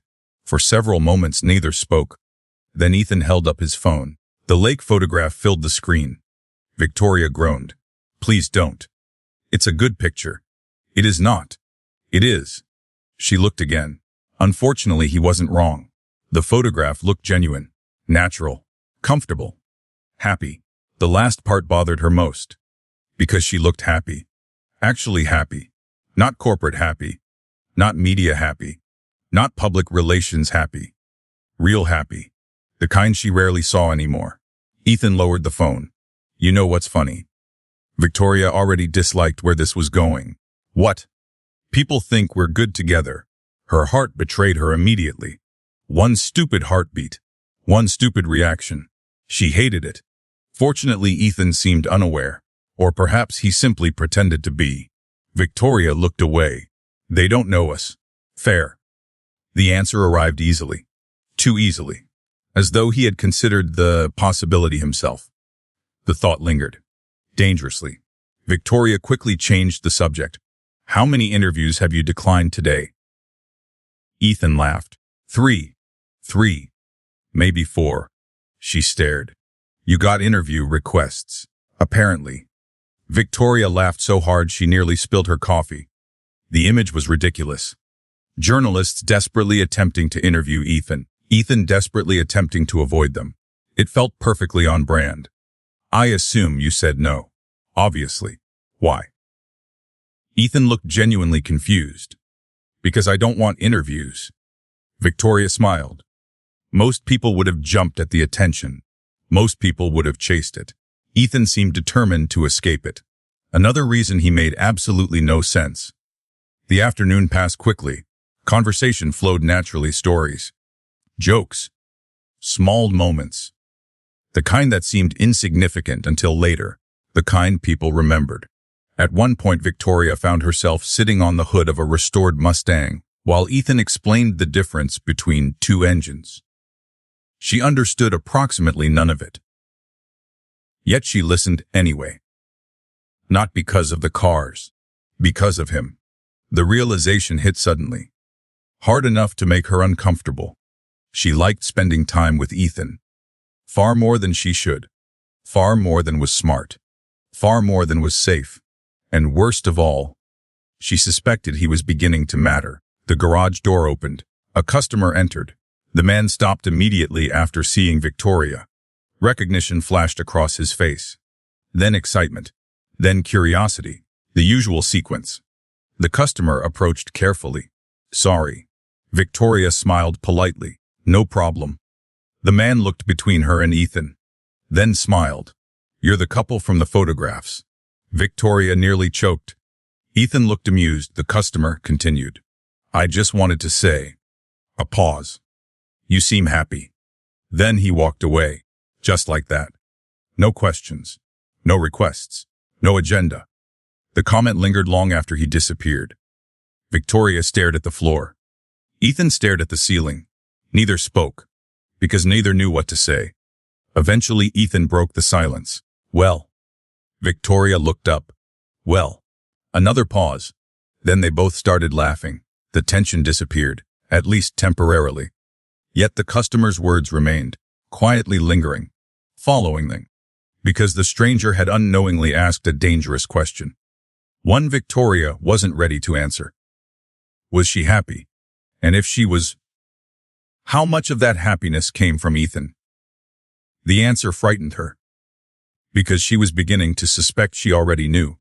Victoria spent the next 3 days avoiding a simple truth. She missed Ethan. Not dramatically. Not obsessively. Just enough to notice. And that was the problem. Because missing someone usually meant they mattered. And Ethan Carter was not supposed to matter. The arrangement had a purpose. A goal. An expiration date. Eventually Daniel would be dealt with. The company would be safe. The fake relationship would end. Everyone would move on. Simple. At least it had sounded simple in the beginning. Now it felt considerably less simple. Tuesday evening found Victoria sitting alone inside her penthouse. A half-finished dinner rested on the kitchen counter. The city glowed beyond enormous windows. Normally she would still be working. Tonight she wasn't, mostly because she couldn't concentrate. Her thoughts kept drifting. Toward a garage. Toward a mechanic. Toward blue eyes and terrible coffee. The realization annoyed her. A lot. Her phone buzzed. The screen displayed Ethan's name. Victoria smiled immediately, then became annoyed all over again. She answered anyway. "Hello. You sound surprised." "I am." "Why?" Victoria stood and walked toward the windows. "You called? People do that? Not anymore?" Ethan laughed. The sound immediately improved her mood, which was becoming a pattern. A dangerous pattern. Bussy. Victoria glanced toward the untouched dinner. Not particularly. Good. The answer came too quickly. Suspiciously quickly. Victoria narrowed her eyes despite the fact that Ethan couldn't see her. "What are you planning?" "Nothing." "That's not true." "It's mostly true." She laughed. "Mostly." A pause. Then, "Come to look at the garage." Victoria looked at the clock. Almost 8. Now. She should have said no. Reasonable people did not abandon dinner plans to visit mechanics. Reasonable people had boundaries. Reasonable people made intelligent decisions. Instead, Victoria grabbed her keys. 40-minute she pulled into the parking lot. The garage lights were still on. Several classic cars sat outside. The city had grown quiet. Most businesses were closed. Most people were heading home. The garage felt isolated, peaceful, safe. Victoria climbed from the car, immediately noticing something unusual. Music. Live music. Not from the radio. Real music. Coming from inside. Curious, she followed the sound. The garage door stood partially open. Warm light spilled into the darkness. Victoria stepped inside, then stopped. Completely stopped. The garage had been transformed. Nothing extravagant. Nothing expensive. Just thoughtful. String lights hung across the ceiling. A small table sat near one of the classic Mustangs. Food rested on top. Takeout containers. Paper plates. 2 chairs. Simple. Comfortable. Real. Ethan looked up from arranging something on the table. His expression immediately softened. "You're here." Victoria stared. "You did all this?" Ethan shrugged. "It's not much." For some reason her chest tightened. Not because it was elaborate, because it wasn't. The effort mattered more than the money. Always had. She slowly approached. "You planned this?" "Maybe." "Ethan." "Definitely." Victoria laughed. A warm laugh. The kind that escaped before she could stop it. The table looked ridiculous, wonderful, and completely unexpected. What is all this? Dinner. I had dinner. Ethan looked at the untouched takeout. You definitely didn't. Victoria stared. How do you know that? Because you're here. Unfortunately, that made perfect sense. She hated when he made perfect sense. The evening settled into something comfortable. Easy. They ate, talked, laughed. No cameras, no investors, no gossip, no expectations. Just two people sharing dinner inside a garage. The simplicity felt almost magical. At one point, Victoria found herself sitting on the hood of a Mustang while Ethan described a restoration project. The details barely mattered. She simply enjoyed listening. The passion in his voice. The excitement. The authenticity. Everything that felt missing from so many people she knew. Hours passed without either noticing. Eventually, they moved outside. The night air felt cool, comfortable. The city lights shimmered in the distance. For several minutes, neither spoke. The silence felt natural, the kind that existed between people who enjoyed each other's company. Victoria looked upward. Stars. A few visible despite the city. Not many. Enough. It's nice here. It is. You spend a lot of time alone. The observation slipped out unintentionally. Ethan smiled slightly. I don't mind being alone. Victoria understood that, more than most people would. Loneliness and solitude weren't the same thing. One hurt. One healed. The difference mattered. What about you? The question arrived quietly. Victoria considered it, then answered honestly. I think I've been lonely for a very long time. The words surprised her. She rarely admitted things like that. Especially aloud, especially to another person. Ethan remained silent. Not because he didn't care, because he was listening. Really listening. A rare skill. An underrated one. Eventually he spoke. I don't think you are tonight. Victoria looked at him. The simple statement landed harder than any grand romantic speech ever could. Because it was true. For the first time in years, she wasn't lonely. The realization frightened her, because it wasn't the city, or the garage, or the conversation. It was Ethan, and suddenly that felt impossible to ignore. Neither looked away. The moment stretched. Longer than either expected. Long enough for something unspoken to emerge. Long enough for both of them to feel it. Then Ethan's phone rang. The spell shattered instantly. Ethan glanced at the screen. Something changed. Only slightly. But Victoria noticed. His expression became guarded. Careful. The call ended before he answered. A moment later, another message arrived. Ethan read it. Then locked the phone. Too quickly. Victoria frowned. Everything okay? Ethan smiled. The answer came immediately. Too immediately. Yeah. The response sounded normal. Yet something felt different. For the first time since meeting him, Victoria had the strange feeling Ethan wasn't telling her something. And she couldn't stop wondering what it was. Victoria tried not to think about the phone call. She failed. Completely. For the next 2 days, the moment replayed in her head. The way Ethan's expression had changed. The way he'd locked his phone.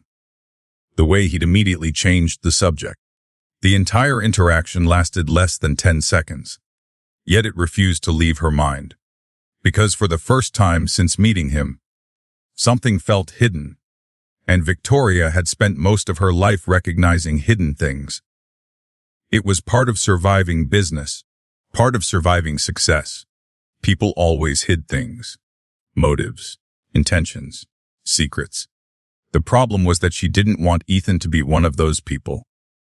Thursday afternoon found Victoria sitting through another exhausting executive meeting. Charts covered multiple screens. Reports filled the conference table. Someone was discussing quarterly projections. Victoria hadn't heard a single word. Her attention remained elsewhere. Specifically on the text message Ethan had sent earlier. Busy tonight. Simple. 3 words. Yet she'd smiled immediately. Again. This was becoming embarrassing. Victoria finally escaped headquarters shortly after sunset. An hour later, she walked into the garage. The familiar smell of oil and metal greeted her. Warm lights glowed overhead. Music played softly in the background, and Ethan stood beside a partially restored Mustang. Somehow seeing him immediately improved her mood, a fact she was becoming increasingly unwilling to examine. Long day. Victoria dropped onto her usual stool. You ask that every time. And you already know the answer. Ethan smiled. Fair. The conversation felt normal, comfortable, easy. Yet Victoria couldn't shake the memory of the phone call. Eventually curiosity won. Again, what happened the other night? Ethan looked up. The other night. The phone call. The smile faded slightly. Not completely. Just enough. Victoria noticed. You noticed that? It wasn't a question. No? You absolutely did. Victoria smiled. I pay attention. That's unfortunate. Why? Ethan returned his attention to the engine. Because it makes hiding things harder. The answer arrived so casually that Victoria almost missed it. Almost. Then she sat upright. What things? Ethan laughed softly. Dangerous question. Maybe. For several moments silence settled between them. Victoria waited. Ethan continued working. The sound of metal echoed through the garage. Finally he sighed. There are parts of my life I don't talk about. The answer frustrated her immediately. Because technically it was an answer. Just not a useful one. Why not? Ethan considered the question. Then surprised her. Because people change. Victoria frowned. What does that mean? He set down a wrench. For the first time that evening, he seemed genuinely serious. The moment people learn certain things. A pause. They stop seeing you. The statement landed unexpectedly hard. Because Victoria understood it perfectly. More than he probably realized. They see something else. Victoria looked away. Money status, influence, expectations. She knew exactly what that felt like. You think people only like you because of those things? Ethan smiled. No. The answer came immediately, without hesitation. Then his expression softened. I think some people do. Victoria stared at him. For a strange moment, it felt as though they were discussing the same wound from opposite directions. Different lives, different experiences, same loneliness. The realization lingered. Neither addressed it. Neither needed to. Outside, rain began falling softly. The sound echoed against the roof. Warm light filled the garage. The atmosphere felt almost peaceful. Then a black luxury sedan appeared outside. Victoria noticed immediately.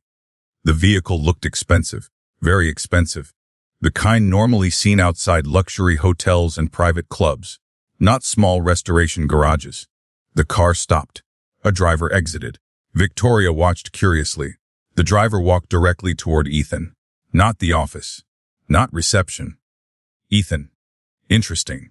Very interesting. The driver stopped several feet away. Neither spoke for a moment. Then Ethan nodded. The driver handed him a sealed envelope. Nothing more. No conversation. No explanation. Just the envelope. Then the man returned to the sedan and drove away. Victoria stared. The entire interaction lasted perhaps 20 seconds. Silence followed. Finally, she looked at Ethan. Ethan looked at the envelope, then at her, then back at the envelope. Okay? Victoria folded her arms. No. No. No. Ethan laughed. What? You're explaining that. The mechanic shook his head. I really don't have to. You absolutely do. He considered that. Then smiled. Unfortunately. Maybe later. Victoria groaned dramatically. You are impossible.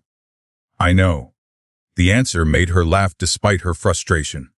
The man somehow turned every serious conversation into something lighter, which should have annoyed her. Instead, she found it charming. Dangerously charming. The evening continued.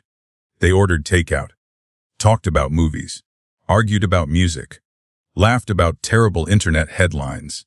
Normal things, simple things. Yet the envelope remained on the workbench, untouched, waiting. Victoria tried not to look at it. She failed repeatedly. Ethan definitely noticed. Eventually he smiled. You keep staring. I'm not. You are. Victoria pointed toward the envelope. That thing is suspicious. It is an envelope. Exactly. Most envelopes are. She laughed, then shook her head. This is why people probably throw things at you. Only occasionally. Victoria nearly choked on her drink. The image was far too believable. Hours later, she finally left the garage. The rain had stopped. The city shimmered beneath reflected lights. As she climbed into her car, she glanced back one final time. Ethan stood alone beneath the garage lights. The mysterious envelope still rested nearby, and for the first time since meeting him, Victoria realized she wanted answers. Not because she doubted him, because she cared. A dangerous distinction. One that made her heart feel considerably less safe than it had a few weeks earlier. Meanwhile, inside the garage, Ethan finally opened the envelope. His smile disappeared instantly. A single document rested inside. 4 words had been highlighted in red. Final Ashikuistu Vardi. Ethan stared at the page, then closed his eyes. The timeline was moving faster than expected. Far faster. And sooner or later, Victoria would learn the truth. The only question was whether she would still trust him when she did. Victoria told herself she wasn't investigating Ethan. The statement sounded reasonable. Unfortunately, it was also completely false. For 3 days, she found herself paying attention to details she previously ignored. Small things. Strange things. Things that didn't quite fit. Like the luxury sedan. The envelope. The occasional phone calls. The way Ethan sometimes disappeared for hours without explanation. None of it proved anything. Yet together they formed a puzzle. And Victoria hated unfinished puzzles, especially when they involved people she cared about. That final thought stopped her immediately. People she cared about. The words felt dangerous. Very dangerous. Because caring created vulnerability. And vulnerability had already cost her enough. Friday evening arrived with another charity gala. Victoria almost canceled. Almost. The week had been exhausting. The company continued fighting multiple battles. Daniel continued refusing to disappear. And Ethan continued being mysterious. Unfortunately, the event was important. Important enough that skipping it would create problems. So she attended, and naturally, Ethan attended with her. The ballroom occupied the top floor of one of the city's most prestigious hotels. Crystal chandeliers illuminated the room. A string quartet played softly. Hundreds of guests filled the space. Executives, investors, celebrities, people who spent enormous amounts of money trying to impress other wealthy people. Victoria usually tolerated these events. Tonight she found herself looking forward to only one thing. Seeing Ethan. That realization should have concerned her. Instead, it made her smile. The moment she entered the ballroom, cameras flashed. Questions followed. Reporters remained obsessed with their relationship. Victoria ignored them. Ethan handled them exactly the same way he handled everything else. Calmly. Quietly. Without caring. It was becoming one of her favorite things about him. The evening progressed normally. Conversations, introductions, networking, everything she expected. Then something unexpected happened. Victoria lost sight of Ethan. At first she wasn't worried. The ballroom was enormous. People constantly moved around. A few minutes passed. Then 10. Then 15. Still no Ethan. Victoria frowned. Strange. She eventually excused herself from a conversation and began searching. Near the ballroom. Nothing. Near the terrace.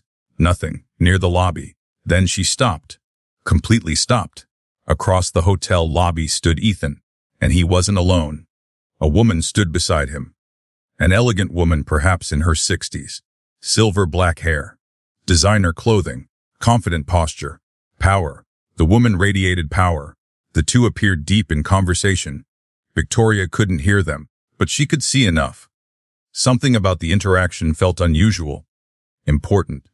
The woman wasn't speaking to Ethan like a mechanic. She wasn't speaking to him like an employee. Or a casual acquaintance. There was respect in her posture. Genuine respect, and Ethan seemed equally comfortable. As though conversations like this happened regularly. Victoria's stomach tightened unexpectedly. Jealousy. The realization shocked her, because the feeling arrived instantly. Before logic, before reason, before thought. Jealousy. The emotion disappeared just as quickly, but not before she recognized it, not before she understood exactly what it meant. Unfortunately, the woman eventually noticed Victoria. Their eyes met. A brief moment. Then the woman smiled politely. Ethan turned. His expression changed immediately. Not guilt, not panic, something else. Surprise. Victoria. She approached, trying very hard to appear casual. The effort probably failed. Sorry. Ethan gestured. I'll be right back. The woman nodded, then walked away. Victoria watched her disappear into the crowd. Only after she vanished did Victoria speak. Who was that? Ethan smiled. A friend. Victoria stared. A friend. Yes. That's your answer. It is. She folded her arms. I don't like your answer. Ethan laughed. The sound irritated her, mostly because it was deserved. You asked. You gave a terrible answer. It was technically accurate.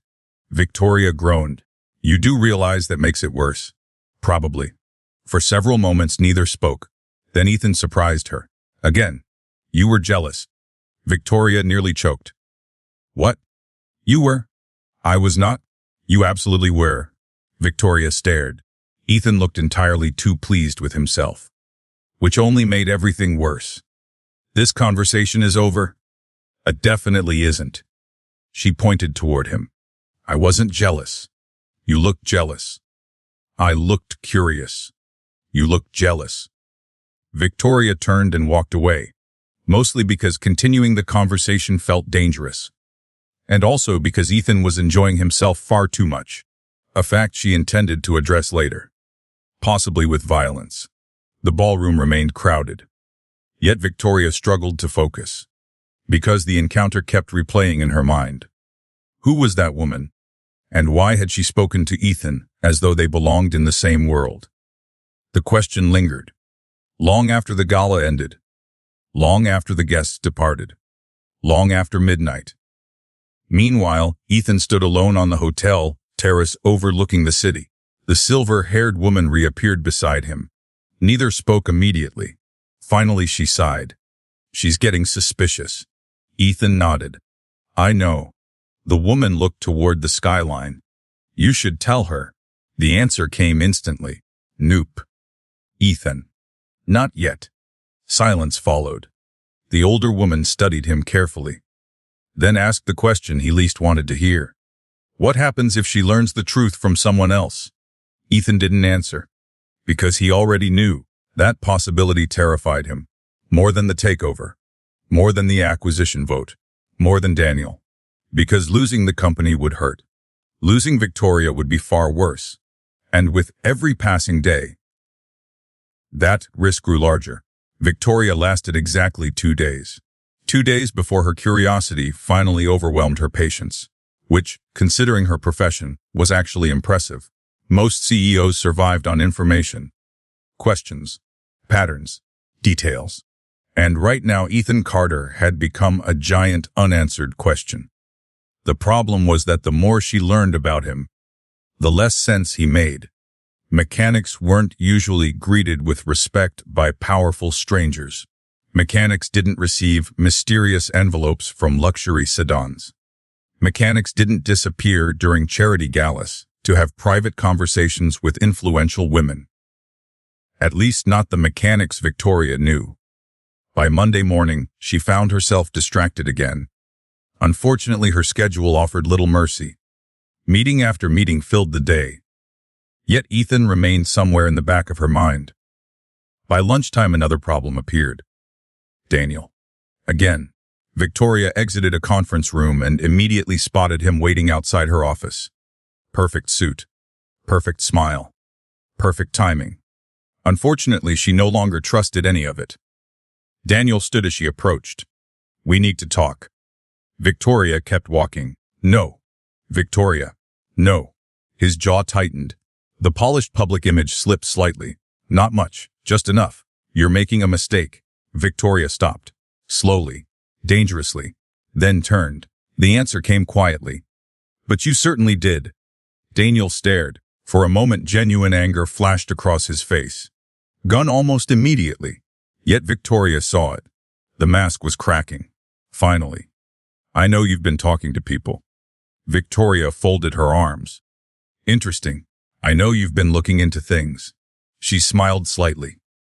Good. The answer clearly wasn't what he expected. Daniel stepped closer, lowering his voice. That mechanic isn't who you think he is. For a brief moment, Victoria froze. Not because she believed him. Because the statement touched a fear she'd already been carrying. A fear she didn't want validated. Unfortunately, Daniel noticed. The smile that followed made her stomach turn. There it is. Victoria's expression hardened immediately. What? You already know something is wrong. The confidence in his voice irritated her. Because he sounded certain. Far too certain. I know you're desperate. Daniel's smile disappeared. I know you're trying to regain control. Still nothing. And I know you're terrified. That landed. Victoria saw it. For a split second. Fear. Not fear of losing her. Fear of losing something else. Something much larger. The realization stayed with her long after Daniel finally left. By evening, she found herself driving toward the garage. Again. The place had become a habit. A refuge. A second home she hadn't expected. The familiar sight immediately calmed her. Classic cars. Warm lights. Music. Normality. Ethan stood beside a partially restored Mustang. His sleeves rolled up. Grace on his hands. Exactly where she expected him to be. The sight made her smile. Then she remembered Daniel's warning. The smile faded. Ethan noticed immediately. Of course he did. Tough day. Victoria sighed. You ask that every time. And? It was. Ethan nodded. The answer apparently confirmed something. For several minutes they worked in silence. Victoria watching, Ethan repairing.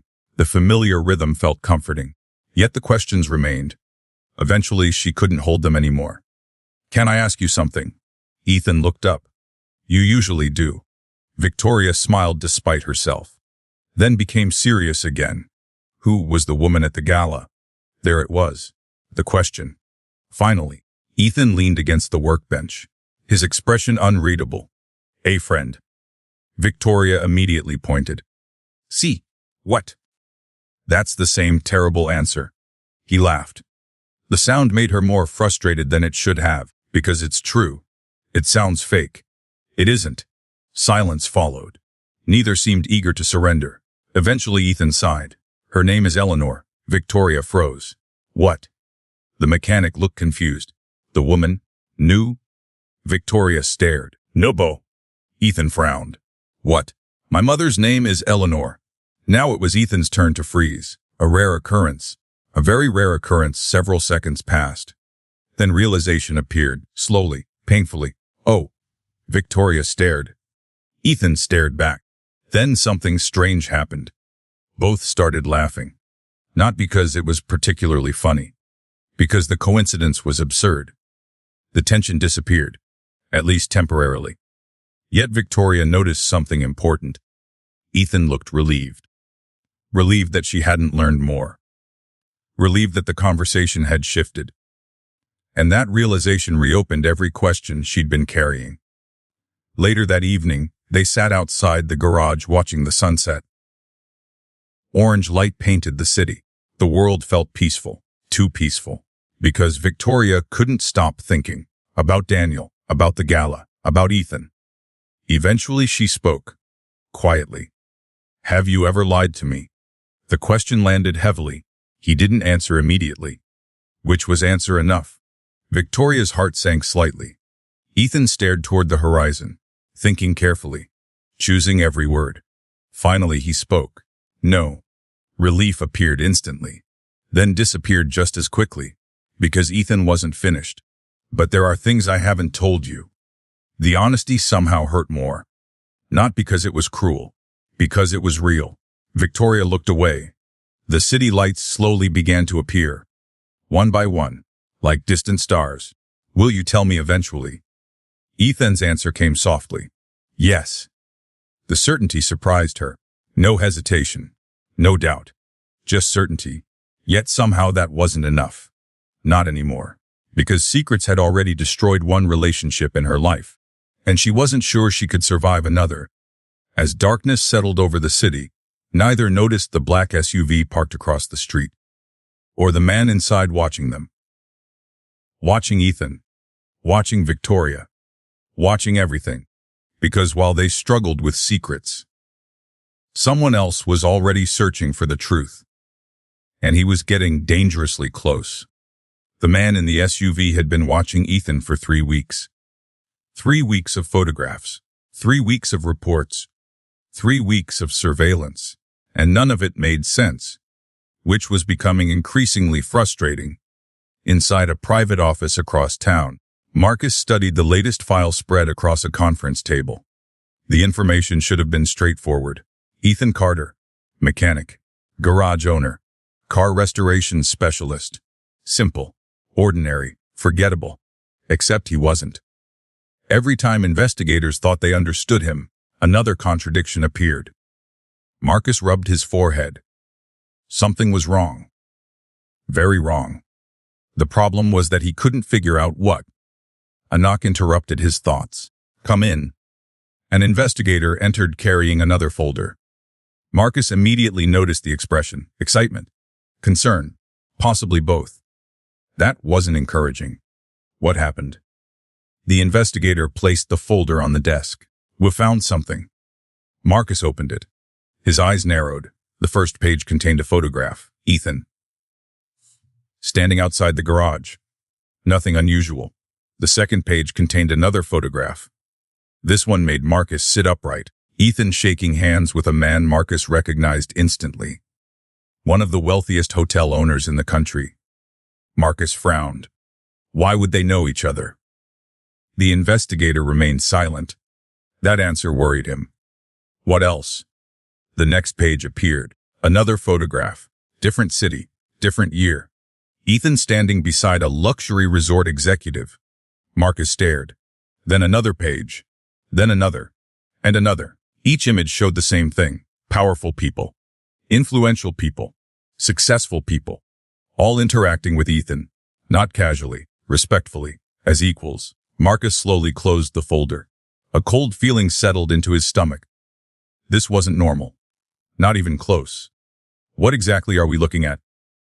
The investigator exhaled slowly. We don't know. That wasn't what Marcus wanted to hear. What do you mean you don't know? We traced everything we could. The investigator sat down. The garage is real. Marcus nodded. Okay. The business is real. Another nod. The employees are real. Still nothing unusual. The investigator leaned forward.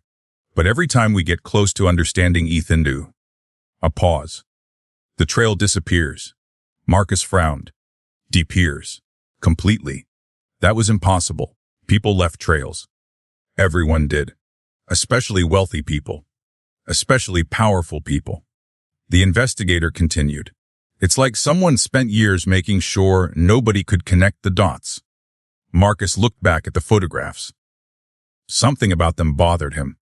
A pattern, a detail, something just outside reach. Then he saw it. The expressions. Every powerful person in every photograph looked at Ethan the same way. Respect, not politeness. Respect. The realization sent a chill through him. Across the city, Victoria remained blissfully unaware of the investigation. For once, her evening felt peaceful. She sat inside the garage office while Ethan worked nearby. Rain tapped softly against the roof. Coffee steamed from 2 paper cups. The atmosphere felt comfortable, safe, a dangerous word lately. Victoria watched Ethan tighten a bolt beneath the hood of a Mustang. You know something, Ethan glanced up. What? I never liked cars. The mechanic looked genuinely offended. Victoria laughed. There it is. What? The disappointment. You should like cars. Why? They're amazing. Victoria rolled her eyes. You sound like a man talking about a favorite child. They're easier than children. How would you know? Ethan paused. Then laughed. Fair point. The evening continued. Comfortable. Normal. The kind of evening Victoria increasingly preferred. No galas, no headlines, no drama. Just Ethan. And somehow that was enough. The realization appeared suddenly.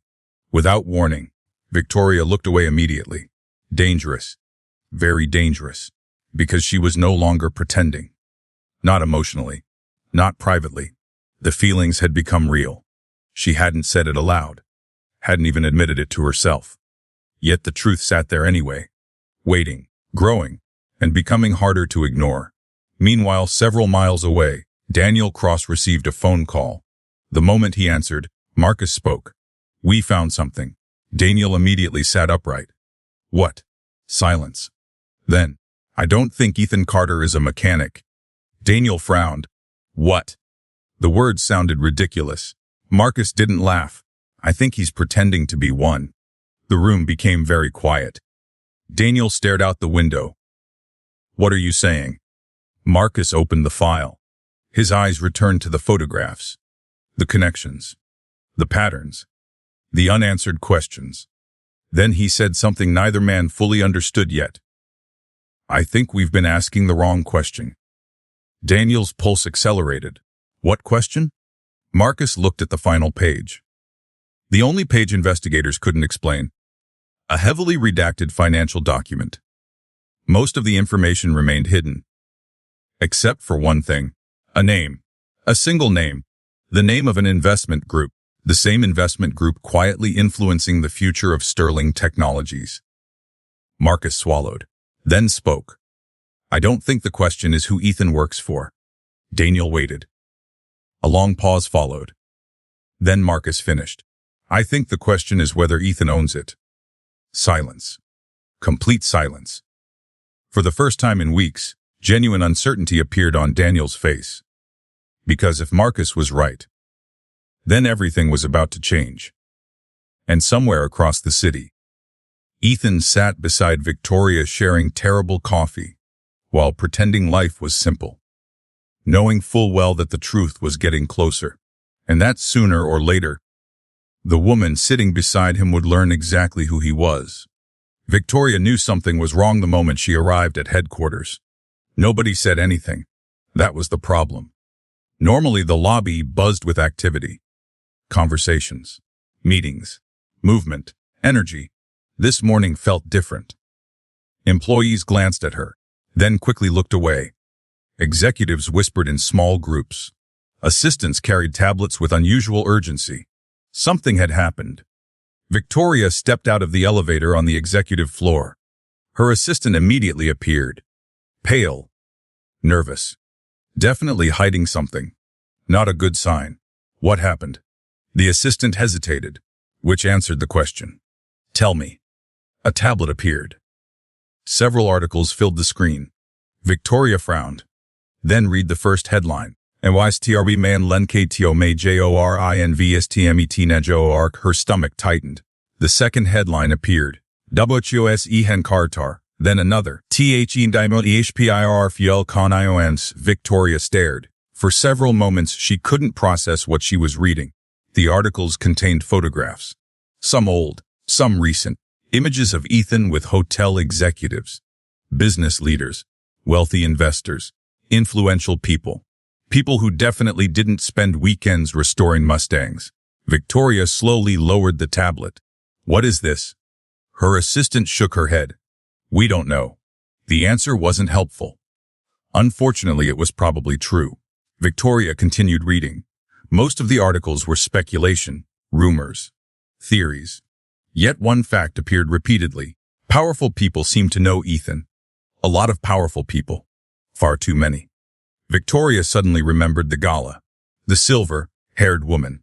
The luxury sedan. The envelope. The phone calls. Every strange moment returned at once. A cold feeling settled in her chest. No. Not again. Please not again. Because she knew this feeling. The feeling of discovering pieces of a larger lie. The feeling of realizing you don't know someone as well as you thought. The feeling Daniel had created. The feeling she never wanted again. Across the city, Ethan was having an equally unpleasant morning. His phone hadn't stopped ringing. Messages, calls, emails. Everyone suddenly wanted answers. Everyone suddenly wanted access. The garage office felt unusually small. Marcus's investigation had leaked, not completely. Just enough. Enough to create questions. Enough to create attention. Enough to create problems. Ethan stared at his phone. One message sat above all the others. Victoria. No text. No missed call. Nothing. The silence bothered him more than any headline, because Victoria had definitely seen the articles by now. And she was probably asking herself questions. Reasonable questions. Questions he should have answered weeks ago. The garage door opened. Ethan looked up. Hope appeared immediately, then disappeared. Not Victoria. Eleanor. The older woman entered quietly. Her expression already told him everything. She's seen them. Ethan nodded. I know. Eleanor folded her arms. You should have told her. I was going to.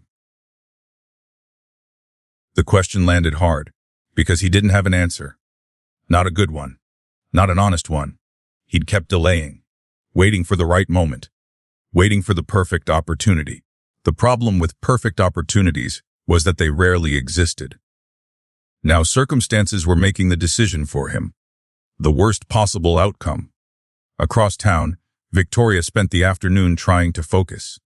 Trying and failing. The articles remained open on her computer. Every few minutes she reread them. Searching for something. An explanation. A misunderstanding. Anything. Instead, she kept finding more questions. Eventually, she stopped working. A rare occurrence. An alarming occurrence. The city outside slowly darkened. Evening arrived. The office emptied. Still Victoria sat there, thinking. Remembering. Analyzing. Then her phone vibrated. A message. Ethan. Just one sentence. Can we talk? Victoria stared at the screen. 1,000 emotions arrived simultaneously. Anger, confusion, fear, disappointment, hope. The combination felt exhausting. Several minutes passed. Finally, she replied. Tonight. The answer appeared instantly. The garage. Victoria considered it. The garage had become their place. The location of every important conversation. The place where everything had started. The place where she felt safest. Which was exactly why she couldn't go there. Not tonight. Not for this. No. Several moments passed. Then another message appeared. Where? Victoria looked out at the city. The lights. The buildings. The endless movement below. Then she made a decision. Away from the garage.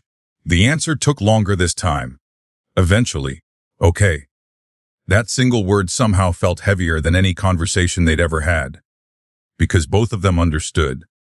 Something had changed. The easy laughter. The comfortable silence. The simple happiness. All of it suddenly felt fragile. As if one truth could shatter everything. And maybe it could. Several miles away, Daniel Cross watched the same headlines spreading across the internet. For the first time in weeks, he smiled. Not because he understood the entire truth. He didn't. But he understood one thing. Victoria hated secrets. And Ethan had plenty of them. Sometimes relationships didn't need enemies to fail. Sometimes all they needed was doubt. Daniel leaned back in his chair, satisfied. Because tomorrow, the truth would finally start coming out. And he intended to make sure Victoria heard every word. Victoria arrived 15 minutes early. A habit. One she developed years ago. Control what you can. Prepare for what you can't. Unfortunately, tonight there was very little she could control. The restaurant sat on the edge of the harbor. Quiet. Private. Far away from cameras and reporters. The kind of place people chose when they needed difficult conversations. Which wasn't exactly encouraging. Victoria sat near a window overlooking dark water. Rain drifted across the glass. The city lights reflected in soft waves. Beautiful. Melancholy. Perfect for disaster. She hated that. A waiter offered water. Victoria accepted, then immediately ignored it. Her attention remained fixed on the entrance. 5 minutes later, Ethan arrived. The moment she saw him, something inside her relaxed, which only made everything worse. Because she was angry, confused, hurt, and somehow still relieved to see him. None of those emotions belonged together. Yet there they were. Ethan approached slowly. His usual confidence seemed absent. That alone told Victoria how serious this was. He sat down. Neither spoke. Several long seconds passed. Finally, Ethan broke the silence. "You look tired." Victoria laughed. A short laugh. Not a happy one. "You started this conversation with that?" It seemed safer. The honesty almost made her smile. Almost. Instead, she folded her arms. "Who are you?" The question landed heavily. Ethan didn't answer immediately. The hesitation hurt more than she expected, because once again, someone she trusted was choosing silence. The realization reopened wounds she thought were healing. "Victoria." "No."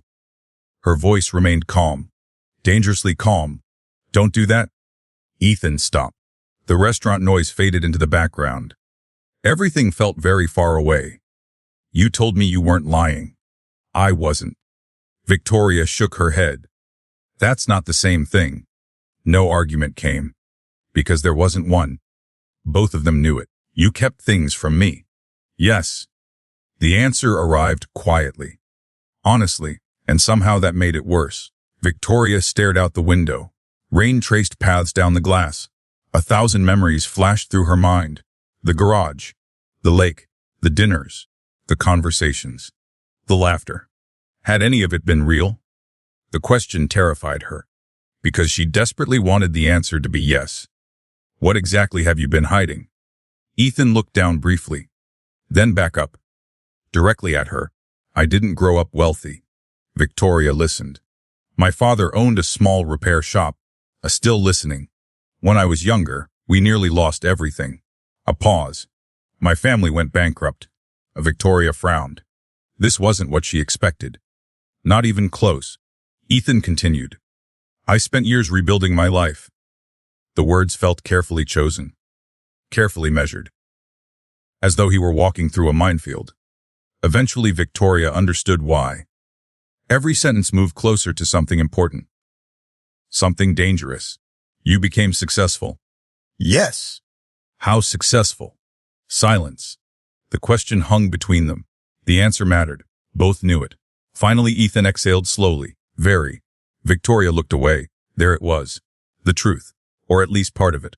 Not a mechanic. Not only a mechanic, something else. Someone else. Someone who had spent weeks pretending otherwise. The thought hurt. More than she wanted to admit. "How long?" Ethan frowned.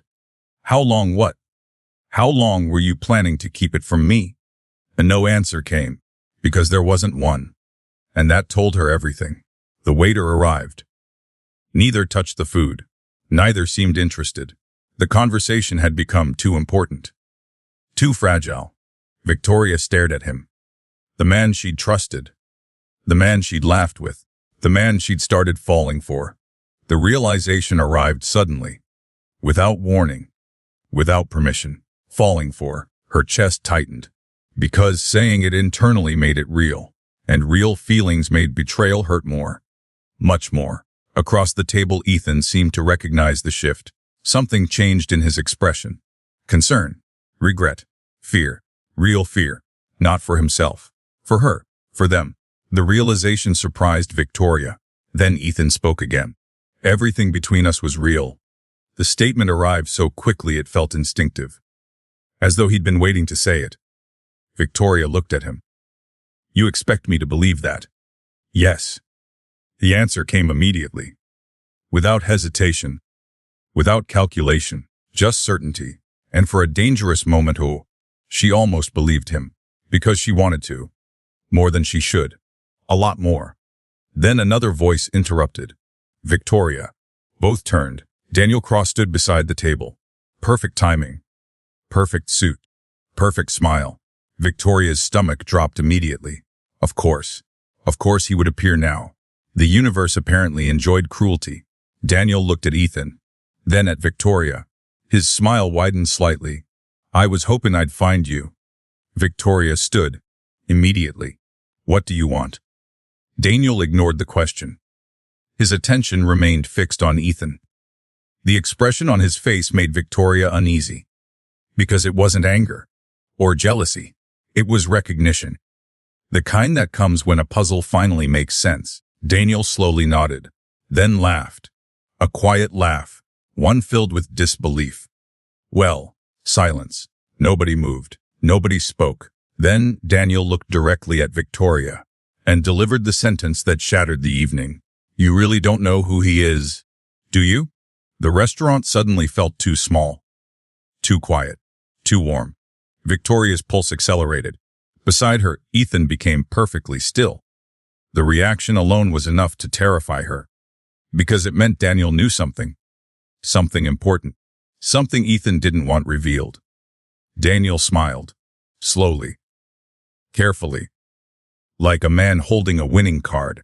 And Victoria realized with horror that the truth she'd been chasing was finally about to arrive. The only question was whether she was ready to hear it. Nobody moved. Nobody spoke. For several long seconds the restaurant seemed frozen in time. Rain tapped softly against the windows. Silverware clinked somewhere in the distance. Yet Victoria heard none of it.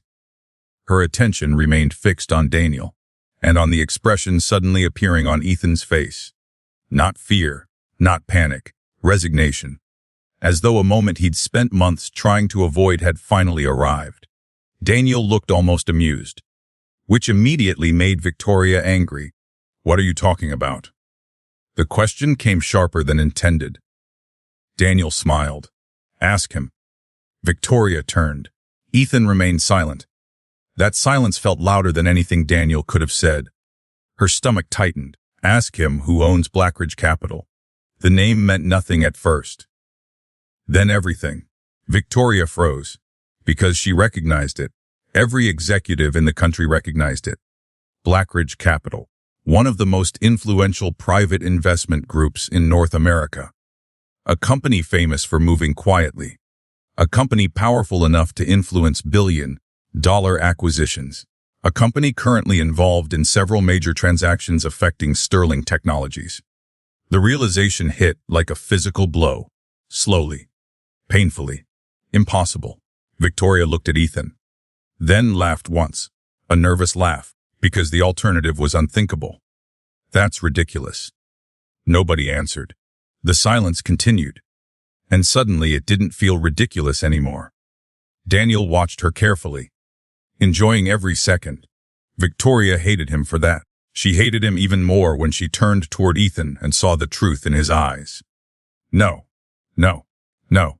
The thought repeated automatically, like a defense mechanism, because the answer couldn't possibly be yes. Not Ethan. Not the man fixing engines in a garage. Not the man drinking terrible coffee. Not the man teaching her how to polish classic cars. Not him. Ethan finally spoke. Quietly. Victoria. The sound of her name nearly broke her heart. Because she already knew. Before he finished speaking. Before he explained. Before he confirmed anything. She already knew. It's true. The words landed like thunder. For a moment the entire restaurant disappeared. The city disappeared. Everything disappeared. Leaving only those two words, it's true. Victoria stared at him, unable to speak, unable to think, unable to process. Across the table, Ethan looked more exhausted than she'd ever seen him. Not relieved, not proud, exhausted. As though carrying the truth had become unbearable. Daniel leaned back slightly, satisfied. Victoria wanted him gone, immediately. The sight of him made everything worse. But she couldn't focus on Daniel. Not anymore. Only Ethan. Only the impossible reality unfolding in front of her. Finally, she found her voice. How? The question emerged as little more than a whisper. Ethan looked down briefly, then met her eyes again. My father repaired cars. Victoria listened. When the business failed, we lost everything. She remembered that part.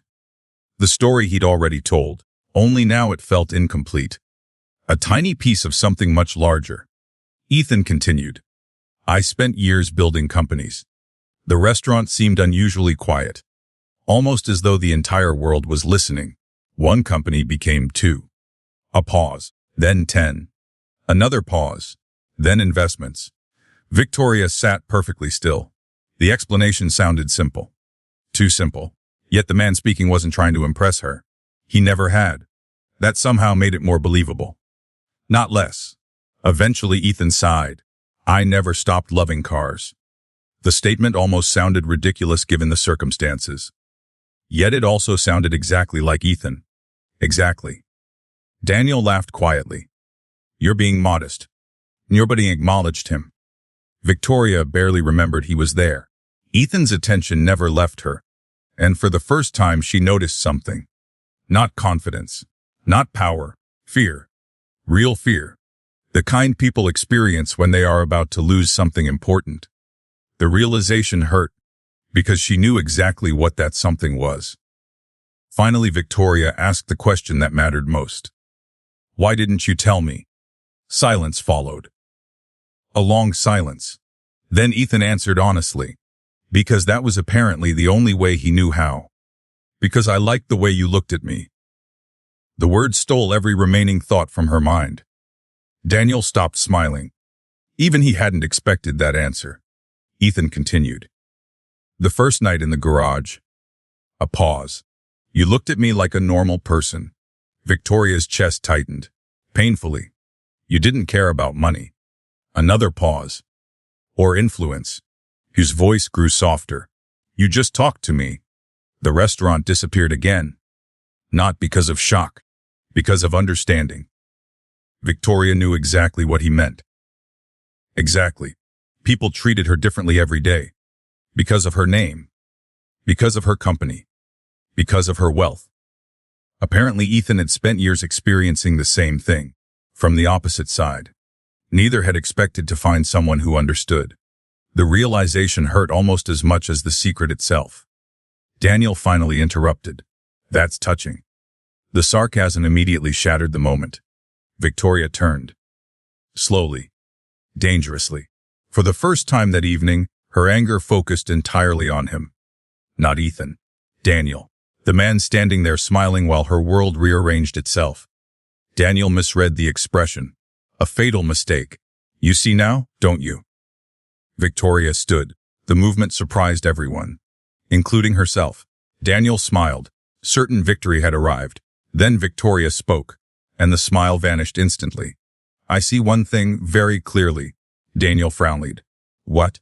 Victoria stepped forward, her voice calm, cold, controlled. The voice she used before destroying competitors. You spent months lying to me. Daniel's confidence weakened. Slightly. You cheated on me. More weakness. You tried to steal my company. The smile disappeared completely. And tonight you interrupted a private conversation because you thought it would help you. The restaurant had gone silent. Several nearby guests openly watched. Daniel looked uncomfortable for the first time. Good. Victoria wasn't finished. What I see is a desperate man. Daniel's jaw tightened. Victoria. Knew. The word stopped him completely. Victoria took a breath. Then looked toward Ethan. The secret still hurt. The lies still mattered. The conversation wasn't over. Not even close. But one thing had suddenly become crystal clear. Ethan wasn't the enemy. Daniel was. And that realization changed everything. Because now Victoria wasn't deciding whether to trust Ethan. She was deciding whether Ethan deserved a chance to explain. And deep down, she already knew the answer. Victoria didn't remember leaving the restaurant. One moment she was standing beside the table. The next she was walking through the rain. Alone. The city blurred around her. Headlights reflected across wet streets. People moved past. Traffic flowed. Life continued. Yet her mind remained trapped inside that restaurant. Inside that conversation. Inside those two impossible words. It's true. Ethan Carter. Mechanic. Restoration expert. Owner of Blackridge Capital. One of the most powerful investors in the country. The contradiction refused to fit together. Nothing about it made sense, and yet somehow, everything did. The confidence. The calmness. The way powerful people treated him. The luxury sea den. The mysterious phone calls. The envelope. All of it. Every clue she'd ignored. Every warning sign she'd dismissed. Every question she'd chosen not to ask. Victoria finally reached her penthouse. The city skyline stretched beyond enormous windows. Normally she loved the view. Tonight she barely noticed it. Her phone buzzed. Then again, and again. She ignored every notification, especially the ones from Ethan, because she needed time. Time to think. Time to breathe. Time to decide what came next. Across the city, Ethan sat alone inside the garage. The Mustang remained unfinished. Tools rested untouched. The radio was silent. For the first time in years, the garage felt empty, because Victoria wasn't there. And worse, he wasn't sure she ever would be again. A soft knock interrupted his thoughts. Eleanor entered quietly. She immediately understood. That bad. Ethan laughed once. A humorless laugh. Daniel showed up. Eleanor closed her eyes. Of course he did. Neither spoke for several moments. Then the older woman sat beside him. Tell me exactly what happened. Ethan did. The entire conversation. Every detail. Every word. Every reaction. When he finished, silence returned. Finally, Eleanor sighed. She's hurt. I know. You should have told her. Ethan nodded. I know. The answer arrived immediately, because there was no point arguing anymore. He should have. Months ago. The realization came far too late. Eleanor studied him carefully, then asked the question he least wanted to answer. Do you love her? Ethan stared at the floor. The answer appeared instantly, without hesitation, without doubt, without fear. Yes. The garage became very quiet. Eleanor smiled sadly. Then stop trying to protect yourself. Ethan looked up. The words landed harder than expected, because she was right, completely right. The truth had never been about protecting Victoria. Not entirely. Part of it had been selfish. Part of it had been fear. Fear that Victoria would stop seeing Ethan Carter and start seeing Blackridge Capital. Fear that she would become like everyone else. Fear that she would look at him differently. The irony was painful, because now she probably would. The next morning arrived gray and overcast. Victoria hadn't slept. Not really. Her thoughts kept returning to the same question. Why? Not why Ethan became successful. Not why he kept the garage. Not even why he hid the truth. Why Sterling Technologies? Why was Blackridge Capital involved with her company at all? The question bothered her enough that she finally called someone. A man she'd trusted for years. The company's chief legal advisor. 40 minutes later, she sat across from him inside a private conference room. The older attorney listened carefully, then frowned. You're asking about Blackridge? Victoria nodded. The attorney looked surprised. Genuinely surprised. Has nobody ever told you? A cold feeling settled into her stomach. Told me what? The attorney leaned back, clearly confused. I assumed your father had. Victoria froze. The room suddenly felt smaller. My father. The attorney nodded. Years ago. A pause. Before he passed away. Victoria stared. What does my father have to do with Blackridge Capital? The attorney looked at her carefully, then slowly opened a file. Old documents appeared. Very old documents. Nearly 15 years old. The attorney slid one across the table. Victoria looked down, then stopped breathing. The document contained a photograph. Her father, standing beside a much younger Ethan Carter. The world seemed to tilt. No, that wasn't possible. Victoria grabbed the photograph. Her pulse accelerated. A younger Ethan stood beside her father. Neither wore expensive clothing. Neither looked wealthy. The image appeared old, very old. What is this?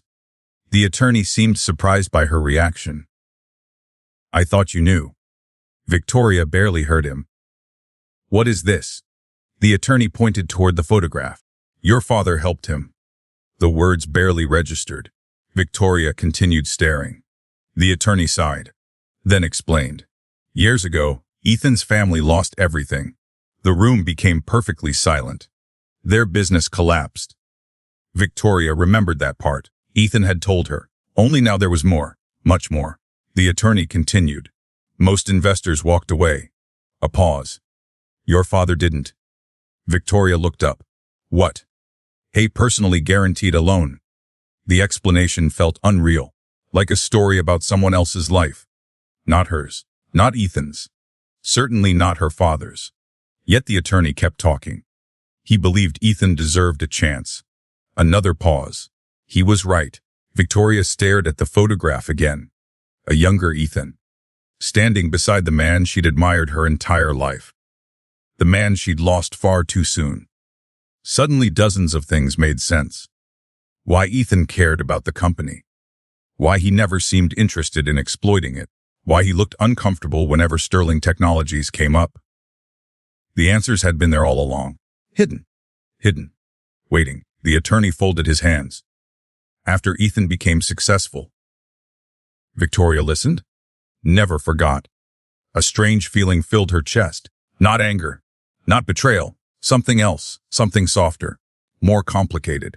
He stayed involved. The attorney nodded. For years. Another pause. Victoria looked down. At the photograph. At her father. At Ethan. At a connection she never knew existed. And for the first time since learning the truth, a different possibility appeared. Maybe Ethan hadn't been protecting himself. Maybe he'd been protecting something else. Something her father had started. Something worth preserving. Something worth fighting for. The realization changed everything, not completely. Not yet.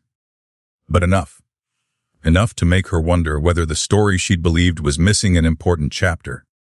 And somewhere across the city, Daniel Cross was preparing for the final acquisition vote. Certain victory remained within reach. Certain nothing could stop him now. Completely unaware that Victoria had just discovered the one truth capable of changing the entire battle. Victoria drove directly to the garage. She didn't call. Didn't text. Didn't warn him. For once she wasn't interested in planning. She needed answers. Real answers. The photograph remained on the passenger seat. Every time she glanced at it, the same thought returned. Her father knew Ethan. Not casually. Not professionally. Personally. The realization still felt unreal. Rain drifted across the windshield as she pulled into the familiar parking lot. The garage looked exactly the same. Warm lights. Classic cars. The comforting normality almost made her laugh. How had she ever believed Ethan was ordinary? The answer arrived immediately. Because he wanted her to. Victoria stepped out of the car. The rain barely registered. She crossed the lot quickly. The garage door stood partially open. Inside, Ethan looked up from beneath a Mustang. The moment he saw her, he knew something had changed. Victoria could see it. The realization in his eyes. The tension. The uncertainty. Neither spoke. Not at first. Finally, Ethan stood. Slowly. Wiping grease from his hands. Victoria. She held up the photograph. Everything else disappeared. The garage. The rain. The city. Only the photograph remained. Ethan froze. Completely. For several long seconds he didn't move. Didn't speak. Didn't even blink. The reaction told her everything. You knew. His voice emerged quietly. Where did you get that? Victoria walked closer. My father's attorney.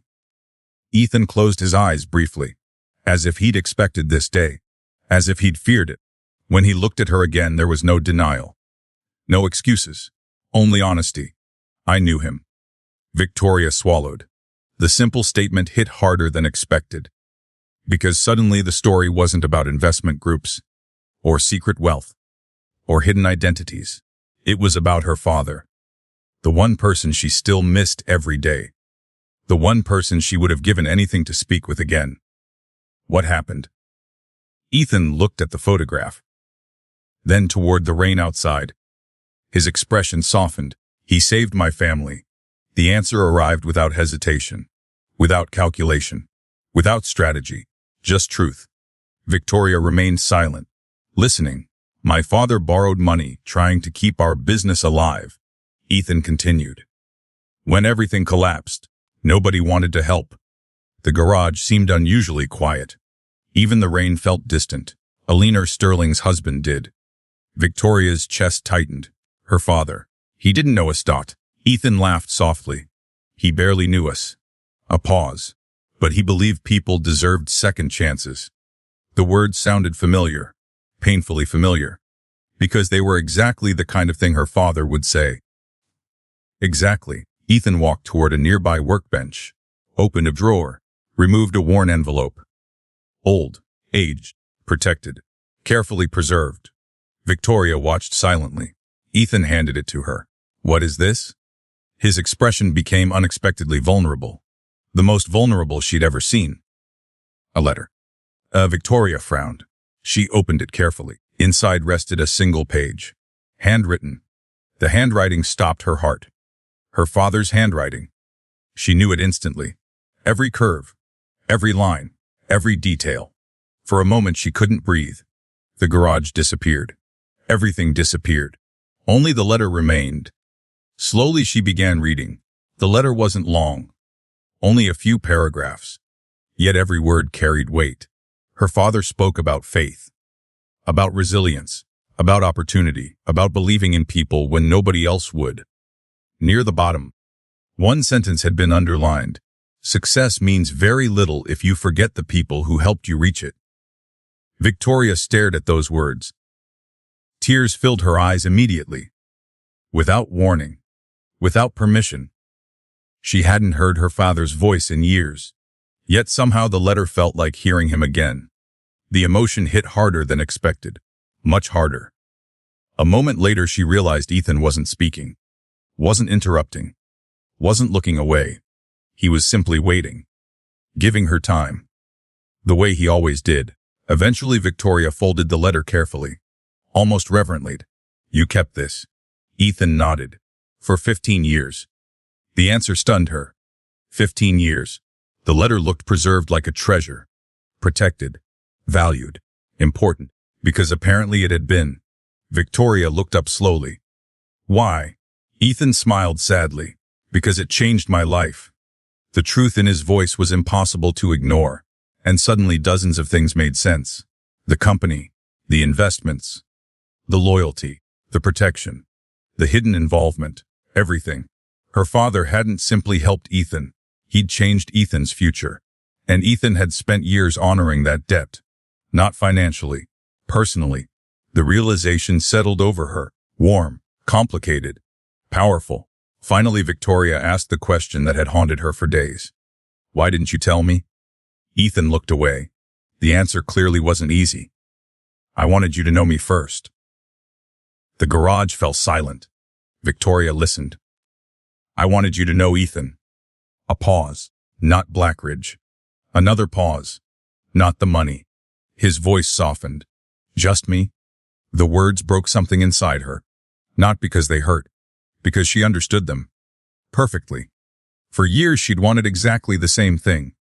Someone who saw Victoria, not Sterling Technologies. Not billions of dollars. Not influence. Victoria. Just Victoria. And somehow Ethan had wanted the same thing. The realization felt impossibly unfair and impossibly beautiful. Tears still lingered in her eyes. Yet for the first time in days, the anger was gone. Not completely.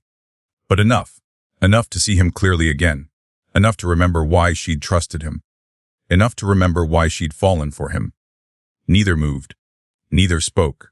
The rain continued outside. Soft, steady, peaceful. Then Ethan finally broke the silence. "The acquisition vote is in 3 days. Reality returned instantly. The company. Daniel. The threat, everything waiting outside this garage." Victoria nodded slowly. The fight wasn't over. Not even close. But now she finally understood something important. Ethan hadn't been hiding because he wanted power. He'd been hiding because he wanted a chance to be loved without it. And somehow, that made all the difference. What neither of them knew was that Daniel Cross had already launched the final stage of his plan. And by morning, Sterling Technologies would face its greatest threat yet. Victoria arrived at headquarters before sunrise. The city remained dark. Rain clouds covered the skyline. The streets below looked almost deserted. Normally she enjoyed mornings like this. Quiet, focused, predictable. Today felt different. The moment she entered the executive floor, she knew something was wrong. People moved quickly. Too quickly. Phones rang constantly. Conference rooms were already occupied, and everyone seemed to be carrying the same expression. Concern. Her assistant appeared almost immediately. Pale. Exhausted. Definitely worried. Not a good sign. What happened? The assistant handed over a tablet. Victoria scanned the screen, then stopped. Completely stopped. A financial news alert filled the display. BLA KGKPA tail e parcelo RTDLA EXC kangi steralenti each nalogas pusistahayan. Her stomach dropped. No. The article continued. Unnamed sources claimed Blackridge planned to withdraw support from Sterling Technologies before the acquisition vote. Investors were already reacting. Markets were reacting. The company's stock had begun falling. Victoria immediately understood the strategy. Panic. Daniel wasn't trying to win support. He was trying to create fear. Fear changed decisions. Fear changed votes. Fear changed outcomes. A second article appeared. Then a third, then a fourth. All telling the same story. All quoting anonymous sources. All pushing the same narrative. Victoria slammed the tablet onto her desk. Get legal. Her assistant nodded. Already done. Public relations. Working on it. Investor relations. They're in the conference room. Good. At least someone was moving quickly. Victoria took a breath. Then another. The attack had started. Earlier than expected. More aggressively than expected. Which meant Daniel was scared. The realization almost made her smile. Almost. Across town, Daniel stood inside a luxury office overlooking the city. The news channels played quietly in the background. Every headline looked exactly the way he'd hoped. Questions. Uncertainty. Doubt. Perfect. Marcus stood nearby reviewing reports. Unlike Daniel, he didn't appear happy. The older strategist looked concerned. Very concerned. Daniel noticed. What? Marcus lowered the tablet. This could backfire. Daniel laughed. Everything can backfire. Not like this. The answer arrived immediately. Marcus rarely sounded nervous. When he did, people paid attention. Daniel ignored him anyway. The vote is in 2 days. The Marcus remained silent. Daniel continued. Victoria's investors are already nervous. The still silence. The company is weakening. Marcus finally looked up. Or Ethan responds. The room became quiet. Daniel's smile faded slightly. Because that possibility existed. And if Ethan responded publicly, everything changed. Across the city, Ethan was already reading the headlines. The garage office felt unusually small. Every screen displayed the same story. Every article repeated the same lie. Blackridge abandoning Sterling Technologies. Ethan rubbed his forehead. The move was obvious, crude, desperate, and unfortunately effective. His phone rang. Victoria. The moment he answered, her voice arrived. Calm, controlled. Dangerously controlled. You saw it? Yes. A pause. Then, it's him. Not a question.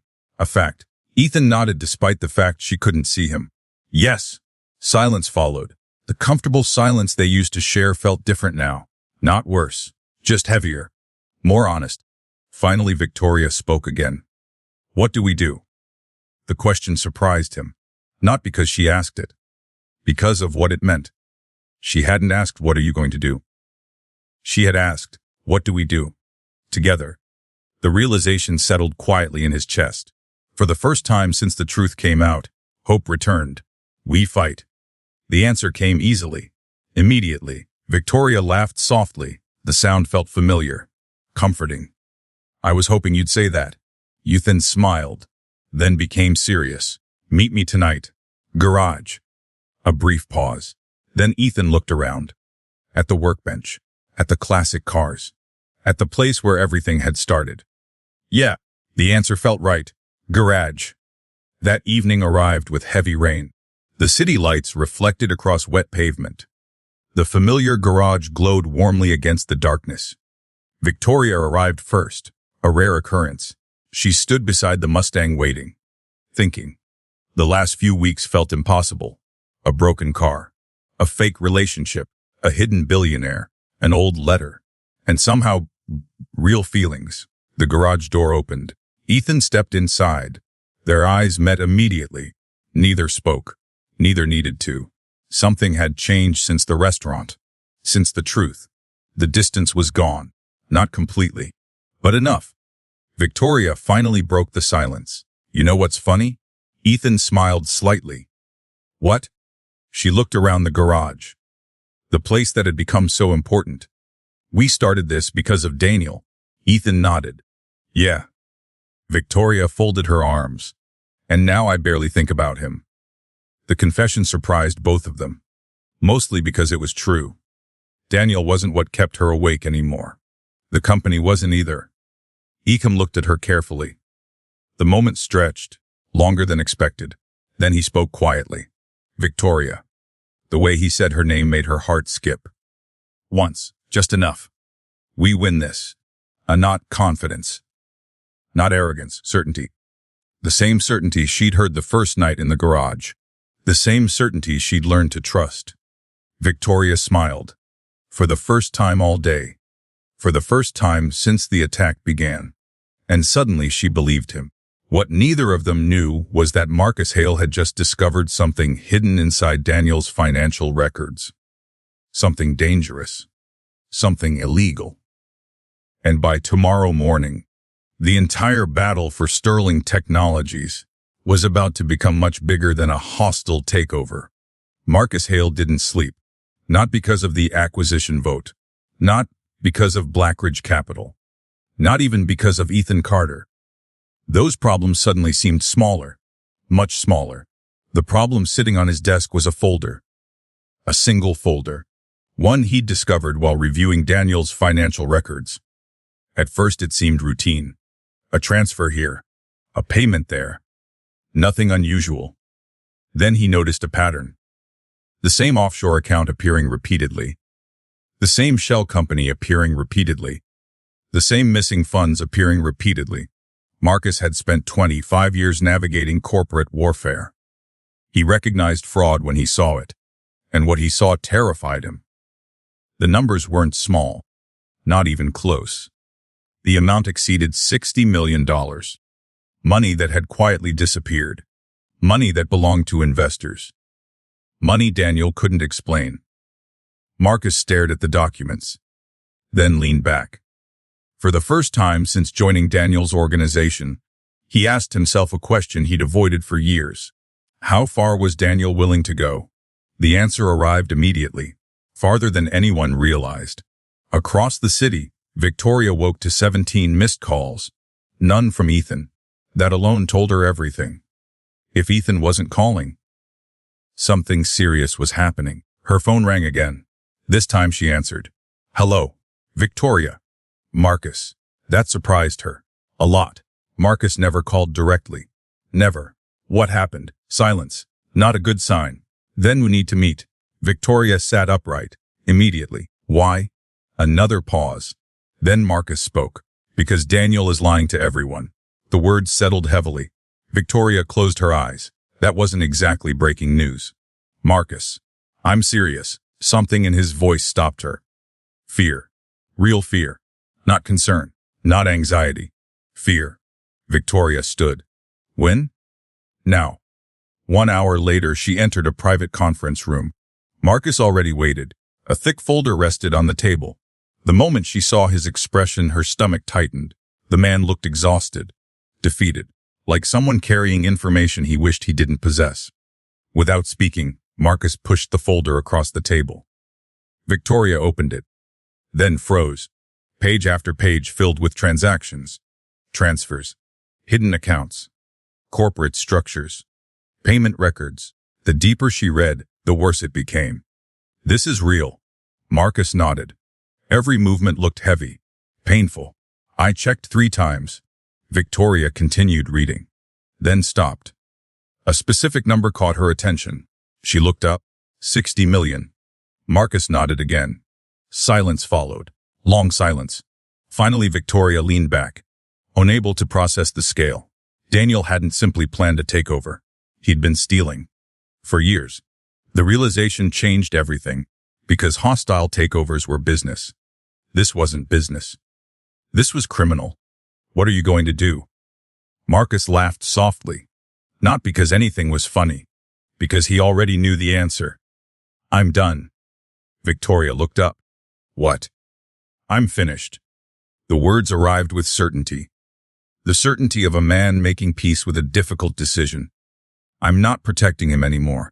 Across town, Ethan received the same call 15 minutes later. Marcus rarely sounded emotional. Today he sounded exhausted.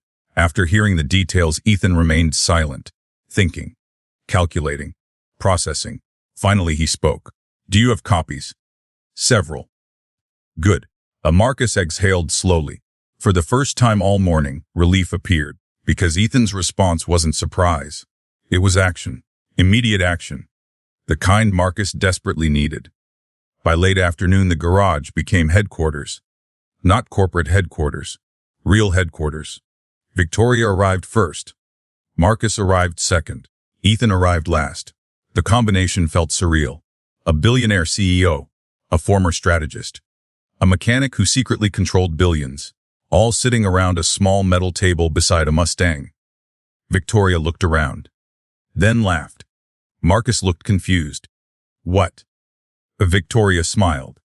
If anyone saw this meeting, they'd never believe it. For the first time that day, Marcus laughed too. Even Ethan smiled. The tension eased. Briefly.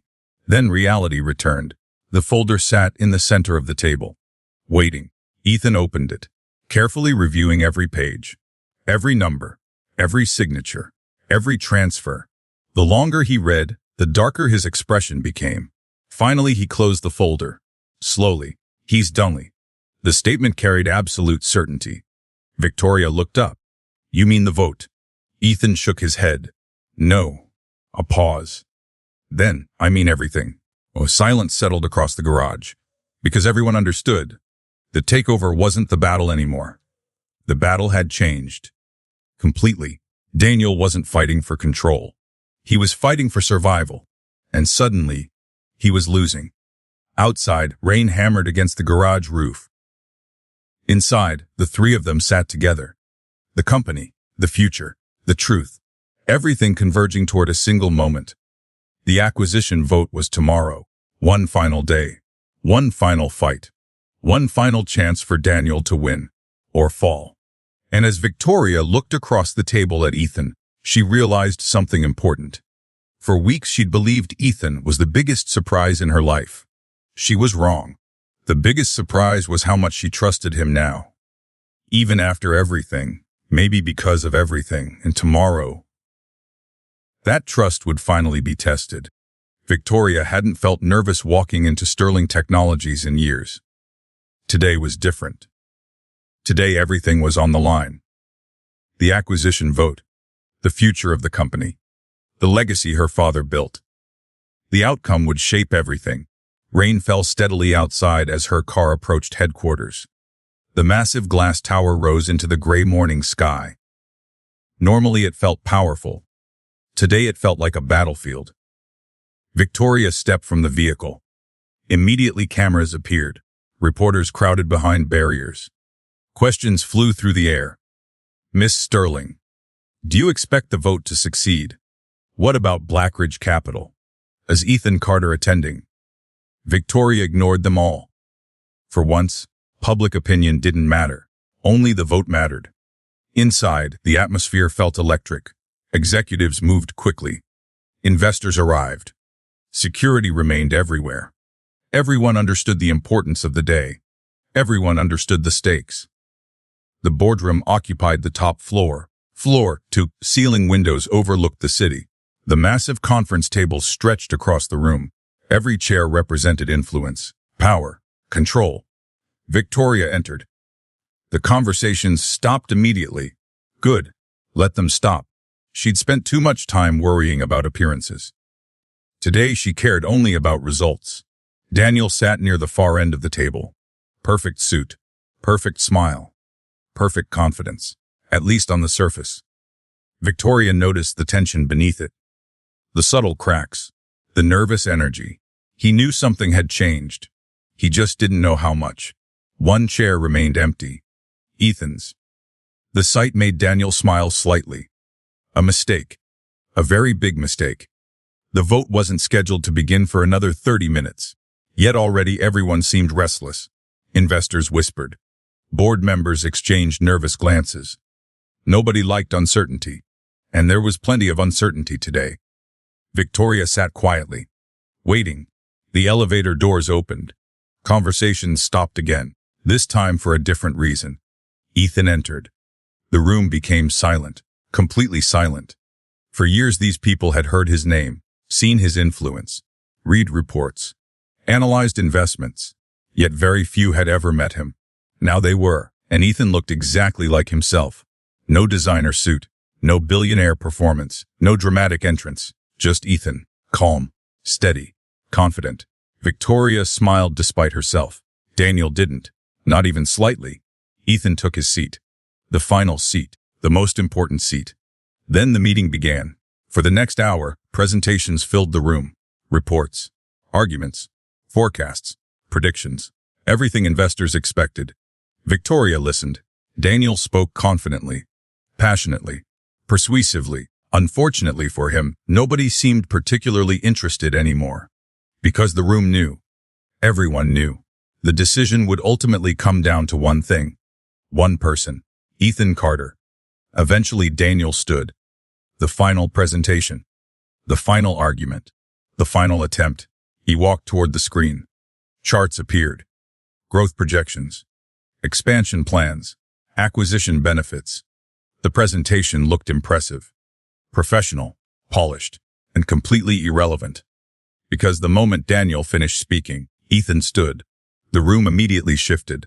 Attention focused. Silence returned. Even Daniel stopped smiling. Ethan walked toward the front of the room. No notes. No slides. No presentation. Just honesty. Something Daniel had forgotten years ago. Ethan looked around the room, at investors, board members, executives, then finally at Victoria, only briefly, just enough. Then he spoke. I've spent years investing in companies. The room listened. Some succeed. A pause. Some fail.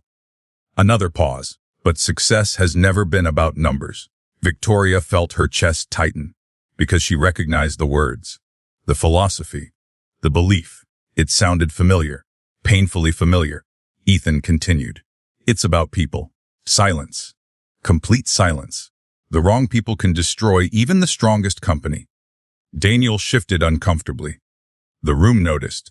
Everyone noticed. Then Ethan placed a folder on the table. Marcus's folder. The evidence. The room instantly understood. Everything changed. Immediately, Daniel's face lost color. Not much. Enough. Ethan opened the folder. Slowly. Deliberately. Then spoke 4 devastating words. We found something concerning. Nobody moved. Nobody spoke. Nobody breathed. For the next 15 minutes, the room learned the truth. The transfers. The missing money. The deception. The fraud. Page by page. Fact by fact.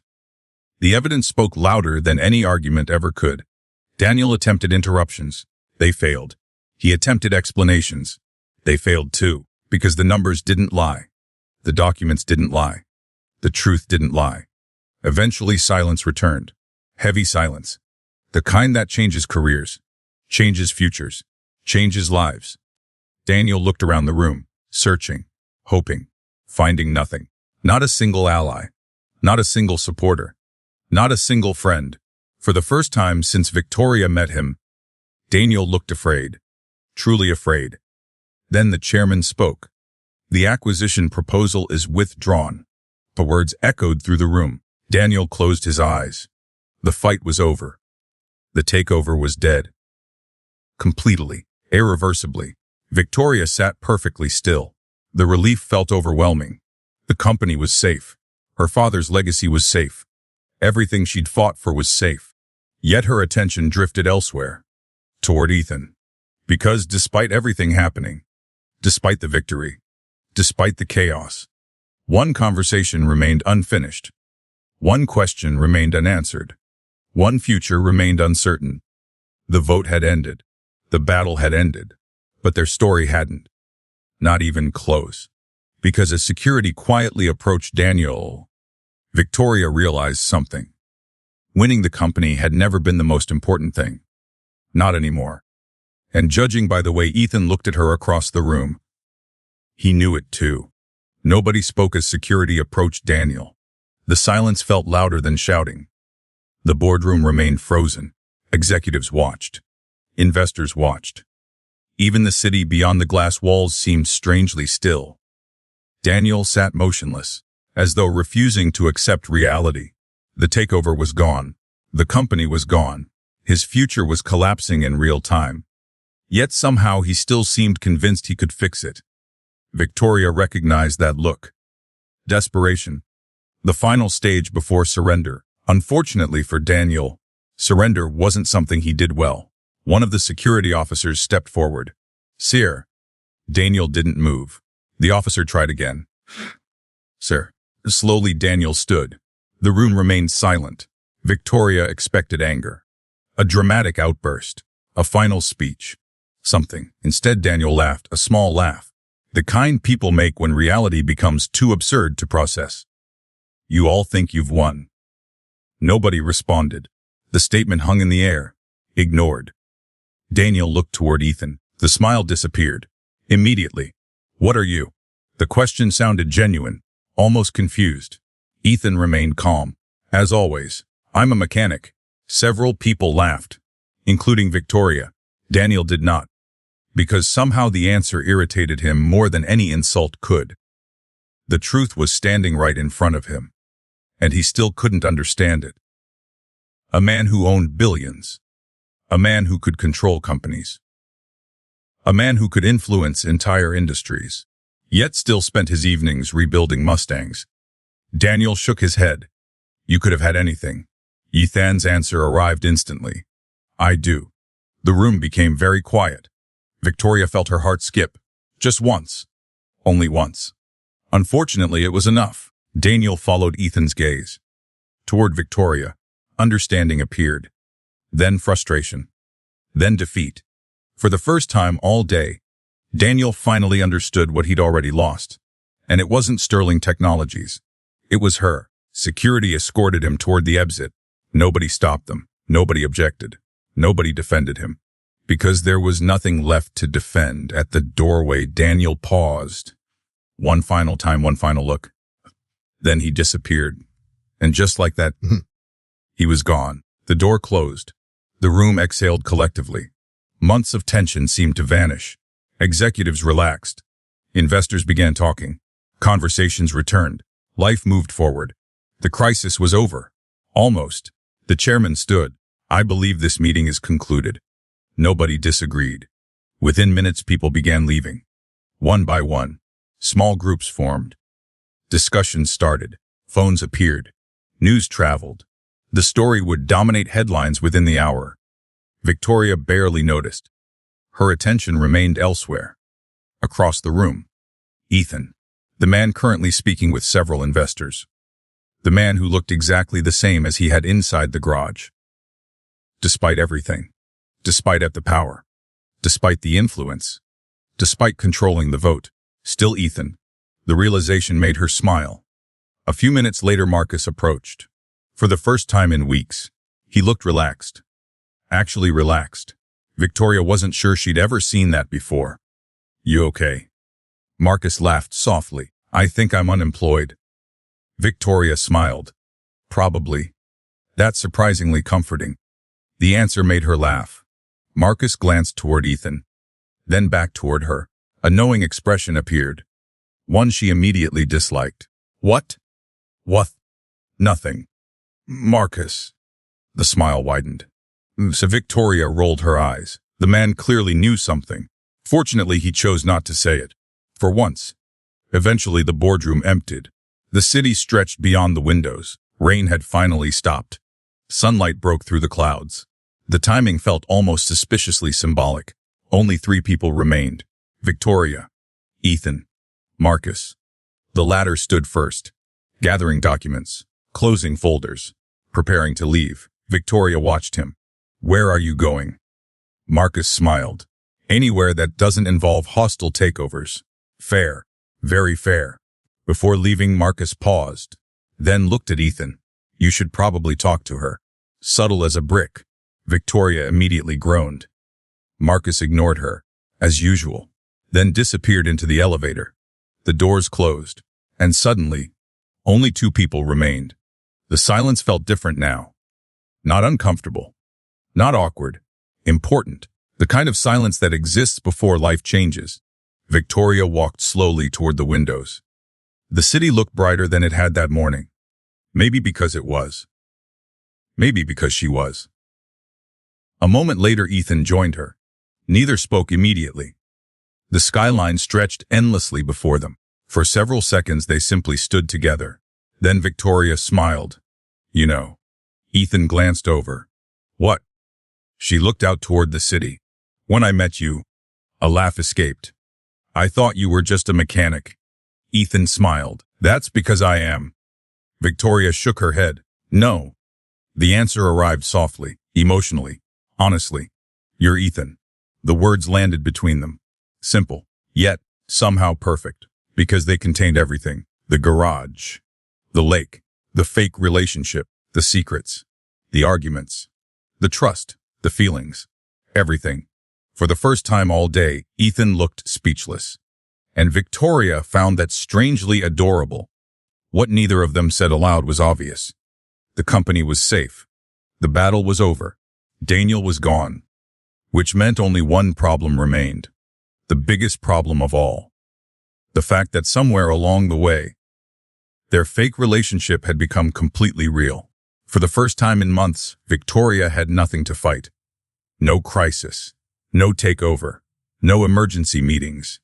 No legal threats. No Daniel. The silence should have felt peaceful. Instead, it felt strangely unsettling.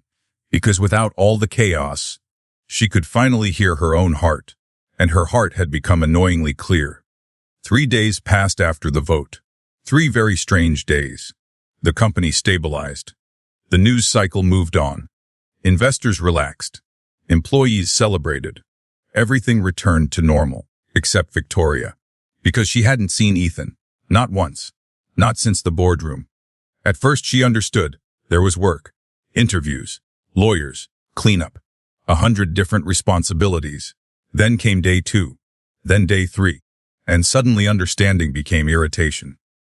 Which quickly became disappointment. Which eventually became something far more dangerous. Missing him. Again. Friday evening arrived. Victoria sat alone inside her penthouse. A glass of wine rested untouched nearby. The city sparkled outside enormous windows. Everything looked perfect. Yet something felt missing. Or rather, someone. Her phone sat on the table. Silent. Very silent. Too silent. Victoria stared at it. Then immediately became annoyed with herself. She was a billionaire CEO. Not a teenager waiting for a text message. The distinction felt important. Unfortunately, it didn't help. Finally, she stood, grabbed her keys, and left. 40 minutes later, she pulled into the familiar parking lot. The sight of the garage immediately felt like coming home. The realization startled her. Because home wasn't supposed to be a garage. Yet somehow it was. At least a little. The building appeared quiet. Only a few lights remained on. Victoria stepped inside. The familiar smell greeted her immediately. Wool, metal, coffee.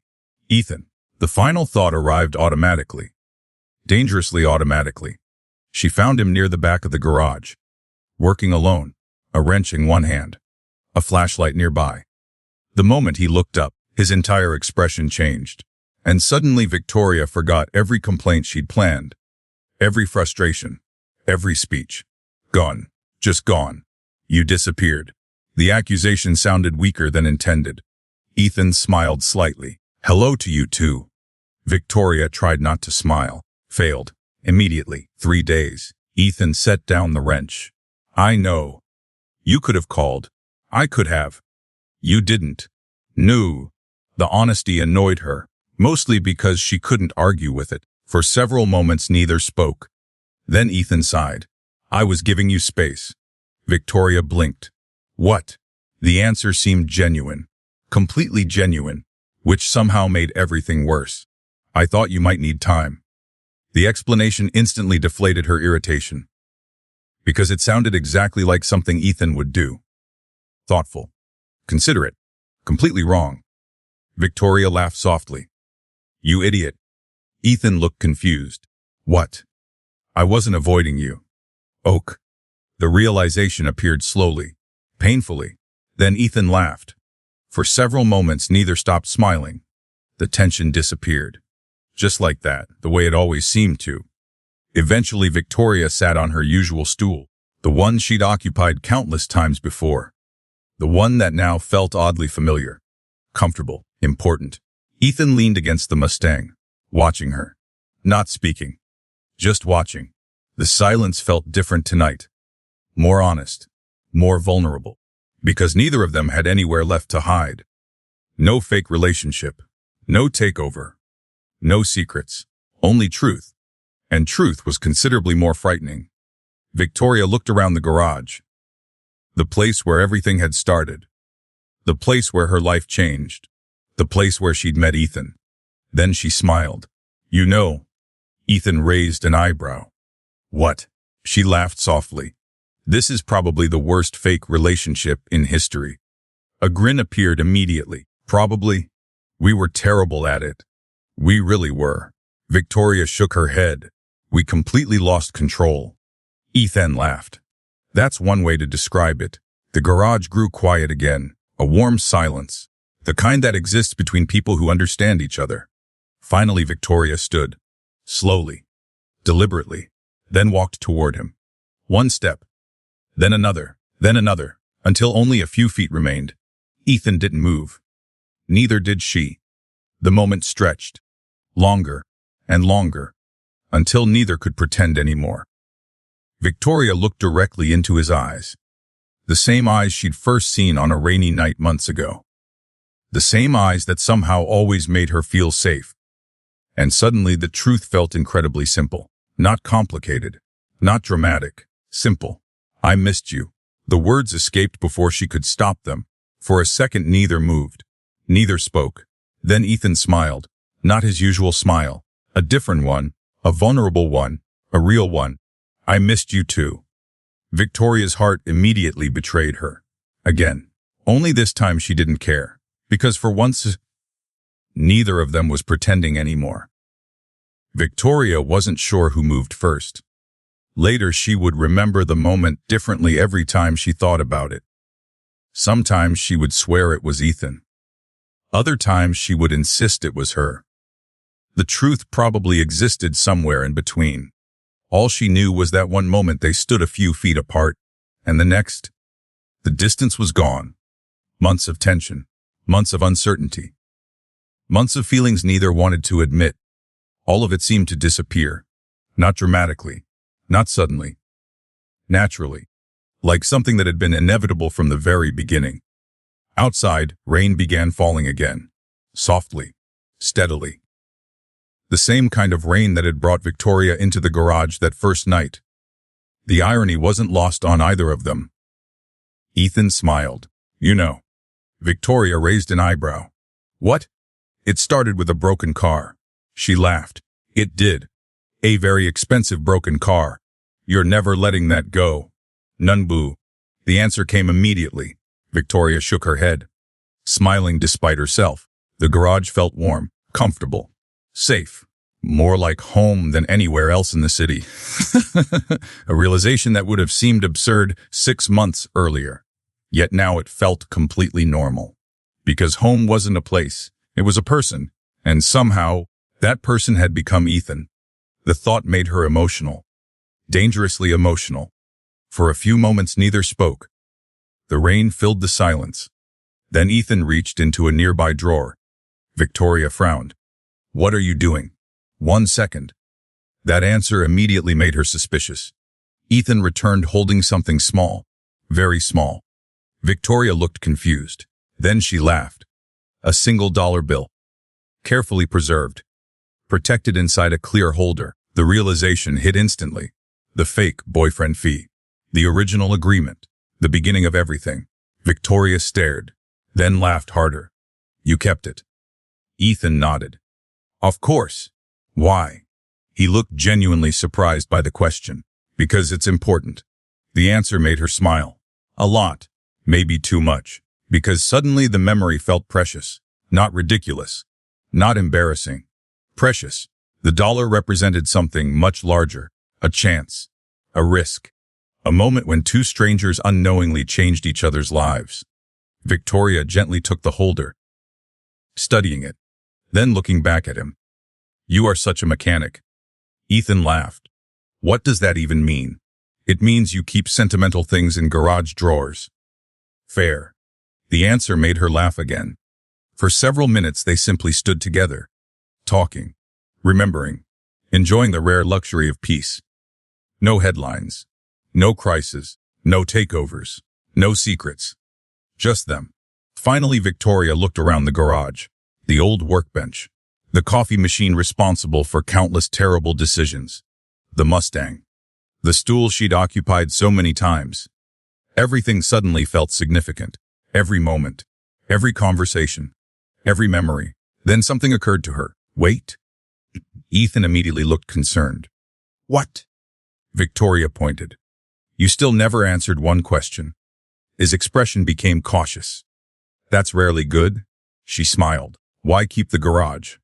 The answer arrived immediately, without thought, without hesitation, without preparation. Because apparently Ethan had always known. "It reminds me who I am." The garage fell silent. Victoria looked around again, suddenly understanding. Real understanding. The garage was never about cars. Not entirely. It was about roots, identity, memory, a connection to the person he'd been before money changed everything. The realization made her love him a little more, which seemed impossible. Yet there it was, the truth. Finally Ethan spoke, quietly, thoughtfully. "You know, your father once told me something." Victoria looked up, immediately interested. "What?" Ethan smiled softly. "He said success isn't measured by what you own." The familiar warmth returned, the kind that always appeared when her father was mentioned. "What is it measured by?" Ethan looked directly at her, then answered, "The people who choose to stay." Silence followed. Powerful silence. The kind that changes lives. Victoria felt tears threatening again. Happy tears this time. The rarest kind. Then she smiled. A real smile. The kind Ethan loved most. "I'm staying." The words escaped naturally. Without fear, without doubt, without hesitation. Ethan closed his eyes briefly, as though absorbing the moment, as though allowing himself to finally believe it. Then he smiled. And somehow that smile felt like the beginning of something. Not the end. The beginning. Because relationships didn't end with confessions. They began with them. Outside, rain continued falling. Inside, two people stood together beside a Mustang. The billionaire, the mechanic, the investor, the CEO. The labels no longer mattered. Not really. What mattered was simpler than that. Two lonely people had found someone who saw them clearly. Someone who stayed. Someone worth choosing. And for the first time in a very long time, both of them felt exactly where they belonged. The garage lights glowed warmly against the rain. The city stretched endlessly beyond. And somewhere in a drawer sat a preserved $1 bill. Proof that the most important investments sometimes begin with almost nothing at all. 6 months later, Sterling Technologies announced its strongest year in company history. Blackridge Capital remained a silent partner, exactly as Ethan preferred. The garage remained open, exactly as Victoria preferred. The terrible coffee machine somehow survived, against all logic. And every now and then, when rain fell against the garage roof, Victoria would smile. Because some storms destroy things, and some storms lead you exactly where you're supposed to be.